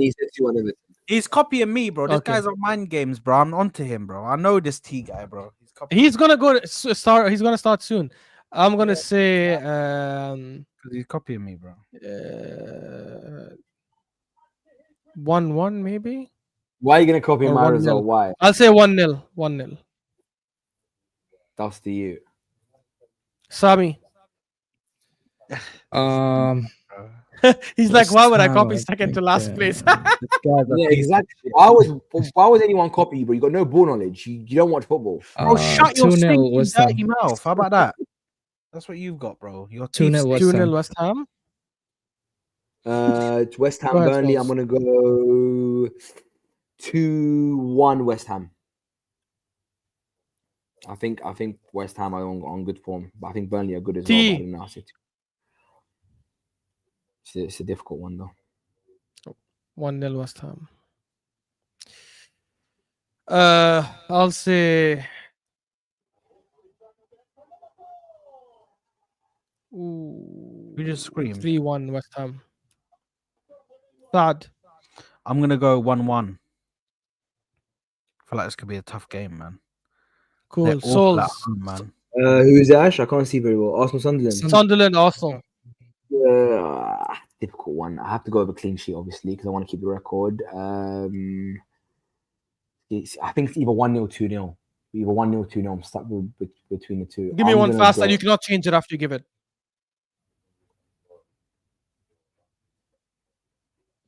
$2-0. T. 2-0. Same. Sami says same. It can either be 1-0 or 2-0. I'm going 1-0. Arsenal. Could be 1-0. There's a good chance. Bro, I don't know why. Like, because you guys Ash is gonna go for I have a Sunderland. feeling we'll concede now. No, Yeah, I have a feeling we'll concede now. It's a record. Ashraf, we can't concede. It's a record. I can't lie. I do have a feeling. Oh yeah, we would. Well. Yeah, I have a feeling because of the record, shit, we'll concede because we'll be too. No, I feel like something to do with Okay, Jack. fine. You guys remember the penalty against Slavia Prague? You know what? Everyone. I'm gonna say 3-0 also. I was like, there's no way, man. You know, I swear to God, Oqsam Billah, it shows how the level of Arsenal fan I am at the moment. I was genuinely hurt and heartbroken when a penalty was given against us, like 3-0 up. Remember, it was. Yeah. I'll go one step further. I was upset when they had the shot on target in the last shot of the game. Yeah. So was Why? We've conceded shots. It was 0 shots on target again until that last shot.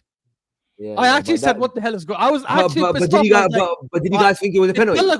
It felt like we conceded. No, it wasn't a penalty. penalty. But did you guys think it was a penalty? Okay. No. There was no contact, bro. Come on, man. Go ahead, T. Go on, T. Today, T, not tomorrow. T just coming into the conversation, just saying, "I was so happy." Was it Chelsea Wolves. He said if you yeah, Callie also called it. He said it's not a penalty. I remember the watch along. Yeah, TK Chelsea Wolves 3-1 Chelsea gone. I think Chelsea win. I think Chelsea 2-0. No, 3-0. Yeah. Sorry. Yeah, I don't think Wolves score either. I'll be honest. I'm gonna go 4-2. Yeah, you're just this guy. To be honest, actually, your scoreline does. No. I think his scoreline sounds realistic. I think Wolves will score. I'll probably change mine to 3-1. Oh, but who said you can't change it? What happened now? Yeah, I can't lie, Ash. Fix yourself up. I said he can't change it because he always does. No, it doesn't matter. You set the rules now. We've changed. Okay, fine. You're right. The last one was 4-3, right? It was a cup. No, that was the cup. Yeah, that was the cup. That's good. That's good ball knowledge, Sammy. Last season, Chelsea beat them 6-2. By the way, when Madueke scored a hat trick. Yeah, I think it's gonna be a lot of goals. So I will go 3-2. Chelsea. I don't think Wolves are going to score. I think it's going to be a tied game. I want to go. You had all this time. I'm going to go 2-1. I want to go for a Wolves goal. Okay. Aston Villa, Bournemouth. I'll start. I'll say. Ooh, this is a nice game. I'll say Villa. It's a really good sneak game. A win. That's a really good game. I'll say 2-1 Villa. Well, try and watch it then, Sad. Semenius to score. You know what? I think they're gonna fix up from what they did against City because that was bullshit. I'm gonna go with that high line was suicidal. Yeah, I don't know what the hell they were doing. Bullshit. That was. I'm so angry at Bournemouth. I'm gonna go 3-1 to Bournemouth. First, I can see that happen. 2-2. 2-2. Souls. 1-1.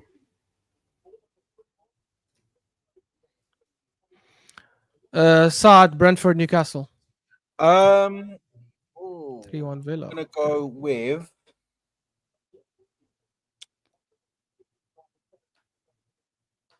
I'm gonna go with 2-1 Newcastle. 2-0 Newcastle. Souls. What? 2-0 Newcastle. TKA. He said 3-1 Brentford. No, 2-1 Brentford. 2-1 Brentford. Okay, I need to get back to this, by the way, because I forgot about this. You pussies, all of you guys on the panel, and T as well. Yeah. I don't know if he was there too. When I predicted last time West Ham to win 2-1, you guys mocked me. You laughed at me and said, she's on mind games. She's on this. Huh? You pussies. And by the way, if it wasn't for that stupid Suchek goal in the 97th minute, I would have got 3 points. Yeah? Where's my apology? I want to say one thing. Yeah. Football Cap said, so that Souls, salute, bro. Big up, Neftal. It's nice that even on something on Sad's channel now, I get it. Like, my name gets brought up the most on this channel now. I'm definitely the most famous on this channel. Big up. Dumbass, you piece of shit, dumbass. That is Capo from the group chat. That's Capo from the group chat, you idiot. That's Capo from you brain dead moron. You brain dead. So ran out of rehab moron. So now that we got the bullshit. Big up Capo. Let's get back to the actual point. Yeah. Hold on, scroll up, you piece of shit. Don't just start calling us out and then exactly. And then now you're scrolling down quick time. Go back up to the thing. Scroll back up to the thing, yeah. So let's actually have a look at this, yeah. So this scrub, yeah, we call Ashraf. This scrub said, where's my apologies? Where's my apologies? Did you get a prediction right? Did you get a prediction right? No, you didn't, mate. Wait. He's a liar, and he's a liar. Wait. You garbage man made of garbage brain. I'm gonna have to dumb it down to you like a 5-year-old, right? Layman terms. I'm gonna speak like a 5-year-old, so Saad can get the information through his thick skull. Yeah. Saad say Newcastle win. Sammy say Newcastle win. Saul say Newcastle win. TK say Newcastle win. Ashraf say West Ham win. Saad, Saul, Sami, and TK laugh at Ashraf. Ha ha ha. Ashraf stupid. Ha ha ha. How West Ham win? Ha ha ha. So when West Ham win, even if it's not by 2-1, even if it's 3-1, and that to a third goal in the 97th minute, that means I was way more right than you were. Okay. I know I brought up the level of English to a 12th grader. I hope you were able to catch up. You never admit it. We didn't get it right though. Unbelievable. Didn't get it right. Unbelievable. Ash, you didn't get. Huh? Go on, Sad. No, go ahead, say it. And also, how is garbage person who's freaking sitting second last, 2 points ahead of Sami? Sami's closing the gap on him. He's watching. He's eating my dust from behind. Yeah. Why for that? By the way. Shut up. 50. I'm 12 points ahead of you. Have some shame. 12 points. But now you're deflecting, Ashraf. You didn't. You know that stat I told you guys earlier, right? Like no team in history has been 6+ points and not won the league after 10 games. Listen. No prediction has been overturned in history when there's been 12 points after 10 games. Ash, close your mouth. Absolute piece of shit. Close your mouth. You've got guardsman handles. It's not gonna close. What are you gonna do about it? You've got guardsman wardrobe. You've got guardsman handles on your wardrobe. So I'll tag along here, bro. This guy, guys. Now the difference between me and Saad is I am not ashamed of my background, so I show you my background. Saad is ashamed of his background, so he has to put Bergkamp and Odegaard and all that garbage. That's fine. And the other person, right, moves home to home because he gets evicted. He doesn't pay them the rent, so he gets evicted home to home. Okay, guys. The thing is, I'm actually drying clothes right now. I'm actually doing I've done laundry. Yeah, on top of your cupboard. That's why you dry your clothes. Yeah, Sad. Just to let you know, I'm gonna tag on to Sad that Ashraf charges his iPad in his cupboard. It's mind games, by the way. How is that even funny? How is that even funny? Wallahi, that is so lame. Uqsim billah, that is lame. That is lame. That didn't hit. Guys, listen. That didn't bang. The only thing that banged is your damn forehead. Ash has a small TV on his desk, and he still sits at his sofa just to use up the cushions. My desk is twice the size of your wardrobe. What do you want about? My desk can fit a printer. My desk can fit my laptop. My desk can fit my monitor. My desk can fit my lights. My desk can fit my freaking tab. But can your desk fit your hairline? But it cannot fit Sol's fat ass. If Sol sits on my desk will break. Yeah, so listen, now that I cleaned up, what now? You pussios. What? Yeah. Listen, man. Wait. Chat to me, man. What are you trying to do? You're showing us your freaking size 200 Kandura at the back, as if like, oh guys, I fixed up. No, but that's hanging ready for me to like, do you know what I mean? If I need to Wait, who joined the stream? Shut up, you fraud. It's me. Who's it? I didn't even realize that T joined, DK, bro. you This guy just dusty joined out of nowhere, bro. DK, you dusty you. DK, listen. I didn't call Burkham garbage, Callie. I called his background garbage. Hey, listen, Souls, listen. You see this? You'll never see this in Morocco, okay? Just know. But chill out, man. Hey, now you're crossing a different line. Hey, now you're gonna turn me against you, bro. Don't do that. Big up Sudan though, Ashraf. Big up Sudan. Let's see. Pray for Sudan. No, Pray for Sudan, guys. Pray for Sudan. Absolute piece of shit. Can you give us your prediction for Brentford versus Newcastle? Because why are you dragging it? Hurry up, man. I'll take my time. What are you gonna do about it? By the way, guys. By the way, Ashraf, saying that West Ham is going to beat Newcastle is not the same equivalent as saying that Brentford is going to beat Newcastle, because Brentford is a better team than West Ham, bro. West Ham is ass. Okay. Exactly. Yeah. Wait. T. That proves my point. That means when I made an outlandish prediction of West Ham beating Newcastle, you guys owe me an apology because turns out I was right. I took a risk and made that call, and my risk paid off. Yeah, but Ashraf, your risk wasn't based on anything of logic, Ash. Ash, it was a logical argument. It was a logical pick. Okay, bro. Okay. Sad. It's like me now picking Wolves to beat Chelsea because I just think that they may beat them. Like it's not a logical pick. It's not a logical. In the real world, I'll tell you what they call that, Ash. They call that a lucky hunch. That's what they call it. They don't call it. I thought about it. And yes, guys, this is the lucky hunch. Yeah, the difference between these guys and mine is that my ball knowledge is at such a high level that they can't compete and they can't fathom. Newcastle this season away from home against Villa, who Villa had a red card by the way in the 66th minute, and Villa that was garbage Villa at the time, drew 0-0. Then they played away to Leeds, drew 0-0. Then they played away to Bournemouth, drew 0-0. Then they played away to Brighton and lost 2-1. Then they played away to, and then obviously away to West Ham and they lost. So up until that game, Newcastle had not won a single away Premier League game. But I was the crazy one for predicting West Ham to win. You know what it is. High level. You know what it is. I said it. Yes, I said it, Martin. Compared to these scrubs. It's high level, maybe not T. I don't know. T's also, to be honest, at high level. You know what it is? And Sammy didn't laugh at me, so I'll ignore Sammy. You know what it is? First of all, big up Colombia. Guys, it's just jokes, by the way. I'm humble. I'm not like that.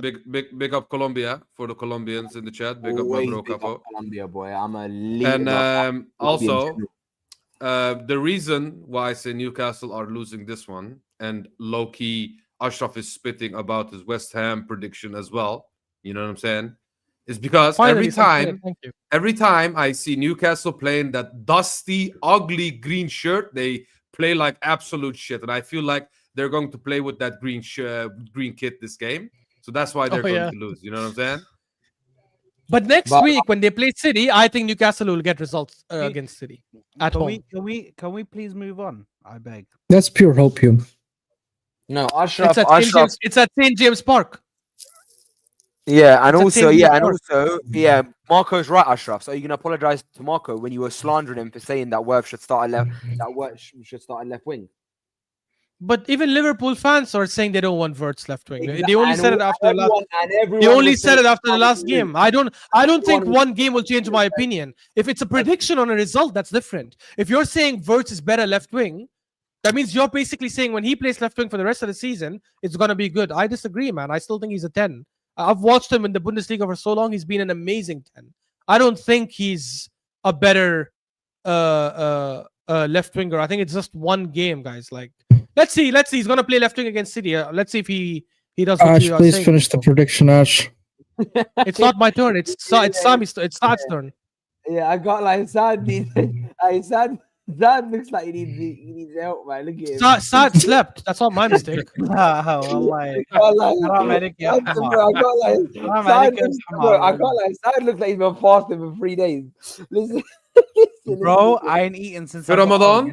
I swear to God, guys. But yes, Marco, in the long run, if Verts plays well, I will apologize. This time last week, load up the stream. This time last week, Ashraf was wearing the exact same t-shirt. Was I? I don't think I was. وصلت للدرجات دي في رمضان والله في رمضان يا جماعه وصلت للدرجات دي في رمضان. I'm actually gonna check right now. Wallah, I'm actually gonna check because I actually don't remember. The same t-shirt last week. Big up Sammy for changing his top. Big up. Wait, say wallah. Say wallah. You're wearing the same t-shirt. No, say wallah. No, stop asking me questions. I made a point. Yeah, exactly. There you go. Anyway, there you go. That's I knew that. I'm gonna go. I try and. Guys. You know, hold on. Oh yeah, it was. Souls, you're right. Souls, you're right. It was the same T-shirt. Yeah. So I was right. So shut up then. Hold on. I said, is this? Yeah, but it's not like it didn't. It's not washed. It's sad. Is this trying from the group chat? Huh? Yes. It is. I try and keep shot. You dusty you, because I'll catch you on the mains. Trust me. On the mains as well. Guys, I've met Souls in real life. He's nothing like what he. Ashraf is a waffler. Ashraf will never be able to understand what kind of fat, dusty, no guys. I've seen him in the street. I promise you, he's not what you guys think. The same top is 9 games, by the way. He's 5'6" or something, guys. Yeah. Anyways, go ahead. Crystal Palace, Brighton, Saad. It's a difficult one. I swear on my religion, I'm told Ashraf. Go, yeah, Habibi Saad. Why do you let him talk? 2-2 for me. The thing is, but the thing is, bro, it's a difficult one. It's a difficult one, bro. I'm gonna go to Crystal Palace. I don't know if I want to risk it and just say. You know what? We're trying. Come buck me on the mains. I'm gonna go 3-1, Ashraf. I'm gonna go 2-1 Palace. Thank you, T. Sorry, Saad, what are you going to say? I'm going to go 2-1 Palace. I'm back in the Palace. Come on, the Eagles. Man. I agree with you, Cali, by the way. Go ahead, Souls. What's the... Palace, Brighton. I'm going to go 1-1. 1-1. 1-1. Sami.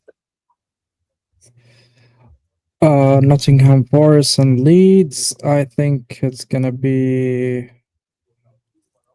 2-1 Forest. And the reason why Forest and the reason why I'm not talking. You interrupt me while I'm talking and say Souls. I'm literally about to give you a prediction. Just let me speak, bro. What? Bro, your mic is loud. I have to take out my headphones. No, but look what Wallah, you're doing too much, Ash. Wallah, you're doing too much. Big up, man. You're actually doing too much, Ash. No, exactly. You're doing too much. So I said I have to take out my headphones, man. Doing dramatic. Yeah, he's doing too much. Yeah, because I don't. When he does the I have to take it out. It sounds like he's chewing on something, bro. Yeah, guys. Yeah, guys, just so you know, Ashraf Russell Peters trying to speak Arabic. Guys, I know one thing. Sad knows this. Sad knows this. Okay, I'm gonna go with my prediction. Let me land. No, I'm gonna land. Ashraf's got a washing machine. I think Forest win this game. I think Forest win. Ashraf's got a washing machine in his house and still goes to the laundrette. No, actually, no. I'll say Forest won. Sad. Explain. You guys have laundrettes in Dubai? No. Sad. I asked Umays. Ashraf. No, Sad. They only have a bucket with soap, Sad. Yeah, no. Sad.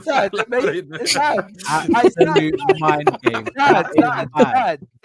Umays told me. 2-1, Ashraf. 2-1. No. But Sad. Umays told me that Ashraf's got a washing machine and still goes to the laundrette. Sad. What's your prediction? Do it. I'm gonna go. I don't understand this guy. I'm gonna go 1-1. No, bro. Hey, Souls. Souls. By the way, Souls. Okay. Yeah. Mind games. Listen. Yalla, prediction, Souls. Okay, I guess until Souls is done with his What's your LSD. prediction, man? I'm doing the prediction, bro. Bro, we got somewhere to go, man. I got some. I need Bro, to bro, Ashraf He keeps needs to go to Mane. Yeah, mind games. Yeah. I can't lie. Sounds getting drawn out. Listen, Man City, Liverpool. I'm saying 2-1 Man City. It's not. I'm going Nottingham Forest Leeds. I'm going 2. No, I'm going 1-1. Sami, No, sorry, 2-1. 2-1 Forest. I will go with what I want, which is 1-1. واحد. Inshallah. I'm gonna go. I can't lie. I think City are gonna win 2-0. Whoa, clean sheet. Wow. I'm gonna go with what I want to happen. I think I'm gonna go with 2-1 Man City. Yeah, I think so as well. I think the realistic pick would be 2-1 City. I don't feel like only because I don't know. I feel like if City gel, it's over. You know what I'm saying? I feel like Foden is even looking great this season. So you know what I'm saying? I feel that their midfield attack is looking great. You know what I'm saying? Yeah, to be honest, I'd like a 2-2. By the way, I'd like a 2-2. I'd love after the international break. We've got Odegaard back, Joker is back, Martinelli back, Havertz back, and then Madueke as well, I guess, back. And probably Jesus as well. What's discussion? Probably Jesus as well, guys. Damn, that will look. No, Jesus is December. He's December, yeah. But he's already training. I'll be real. Jesus looks different, guys, and I did not just. Oh yeah, does he look fit, Saad? Bro, does he look buff? Is that what it... Listen. I'm gonna pause it first of all, and I'm gonna say why for that, bro. He looks bigger, like the cheek. Whoa, mind game, defined, like, bro. Hey guys. By the way, a new man, bro. By the way, guys, he said the exact same thing last year when he was. He did. I remember. He said the exact same thing, bro. He said a lot. He said a lot of garbage in preseason, bro. Do you remember when he done that run against? Who was it? Who did he do the run against? Oh, did you see that shot he did in training? He said, you know what I'm No, saying? it was in America. I think we played. It was in a friendly. It was a friendly. Yeah, it was a friendly. It was a preseason friendly, and he done Leverkusen. It was Leverkusen. Yeah, I think he muscled someone off here and done a run. Yeah, it was. This is a new Jesus, bro. This guy muscling off the ball and just running with it. It was Leverkusen. I think we won 4-1 or something. I can't remember. Bro, Saad, this is why you're Mr. Gide. This is why everybody says that you're Gide, bro. Mr. Gide, indeed, 100%. Unless we're winning the league. Although I'm not gonna lie, Martinelli stocks seem like they might be coming in good like this season. Slowly but surely, bro. Listen, and on top of that, because heritage. And Trossard, by the way, 7 GA this season. Trossard. What about my goat, all of you? Listen, can I just play it? Can I play it, please?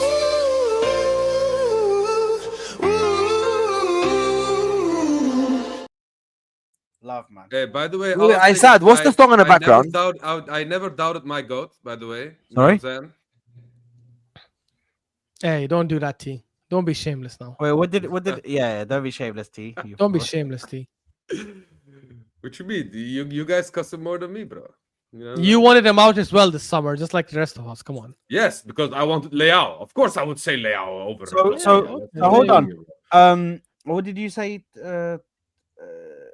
What's your name? But you can tell him behind the scenes. Behind the scenes. No, I was gonna say, Saad. What's the? It's Coldplay, bro. It's Coldplay. No, I was gonna say what? Yeah, Coldplay. Thank you, Bakir. Souls, by the way, you look like you haven't shaved in 2 years, bro. All the links are in the description. But what I do want to say though is that he's easy to say that. He's doing it on purpose. I've never met a guy. Remove him. Listen, you never met a guy. I listen. Big up to everybody. Links are in the description. If you want to hear Sol's waffle, you can hear him on Hassam's channel and you can hear him on here. Do you know what I mean? He'll waffle daily for you. Do you know what I mean? If he could, but he's not going to anymore. So listen, listen, I want to say one thing. Sad's got a cupboard. Sad's got a cupboard, and he hangs his clothes. Why'd you guys bring him back? I don't understand. How do you get that done? I'm so Sad, remove him. Yeah, he's not gonna do it. Peace out, guys. We're out of here. And also, guys, remember next week is Islam Makhachev week. Do you know what I mean? Islam Makhachev week. So make sure 10 years undefeated. Yeah, because Islam Makhachev is coming for that title. Yeah. So any man that watches UFC, yeah, and thinks that JDM's gonna win, I'm onto you. You fraud. Anyway, peace out, people. Love for the love. Peace. Peace. Saying love for the love because that's Turkish is saying. Big up Turkish. Thank you very much for the love, people. Peace.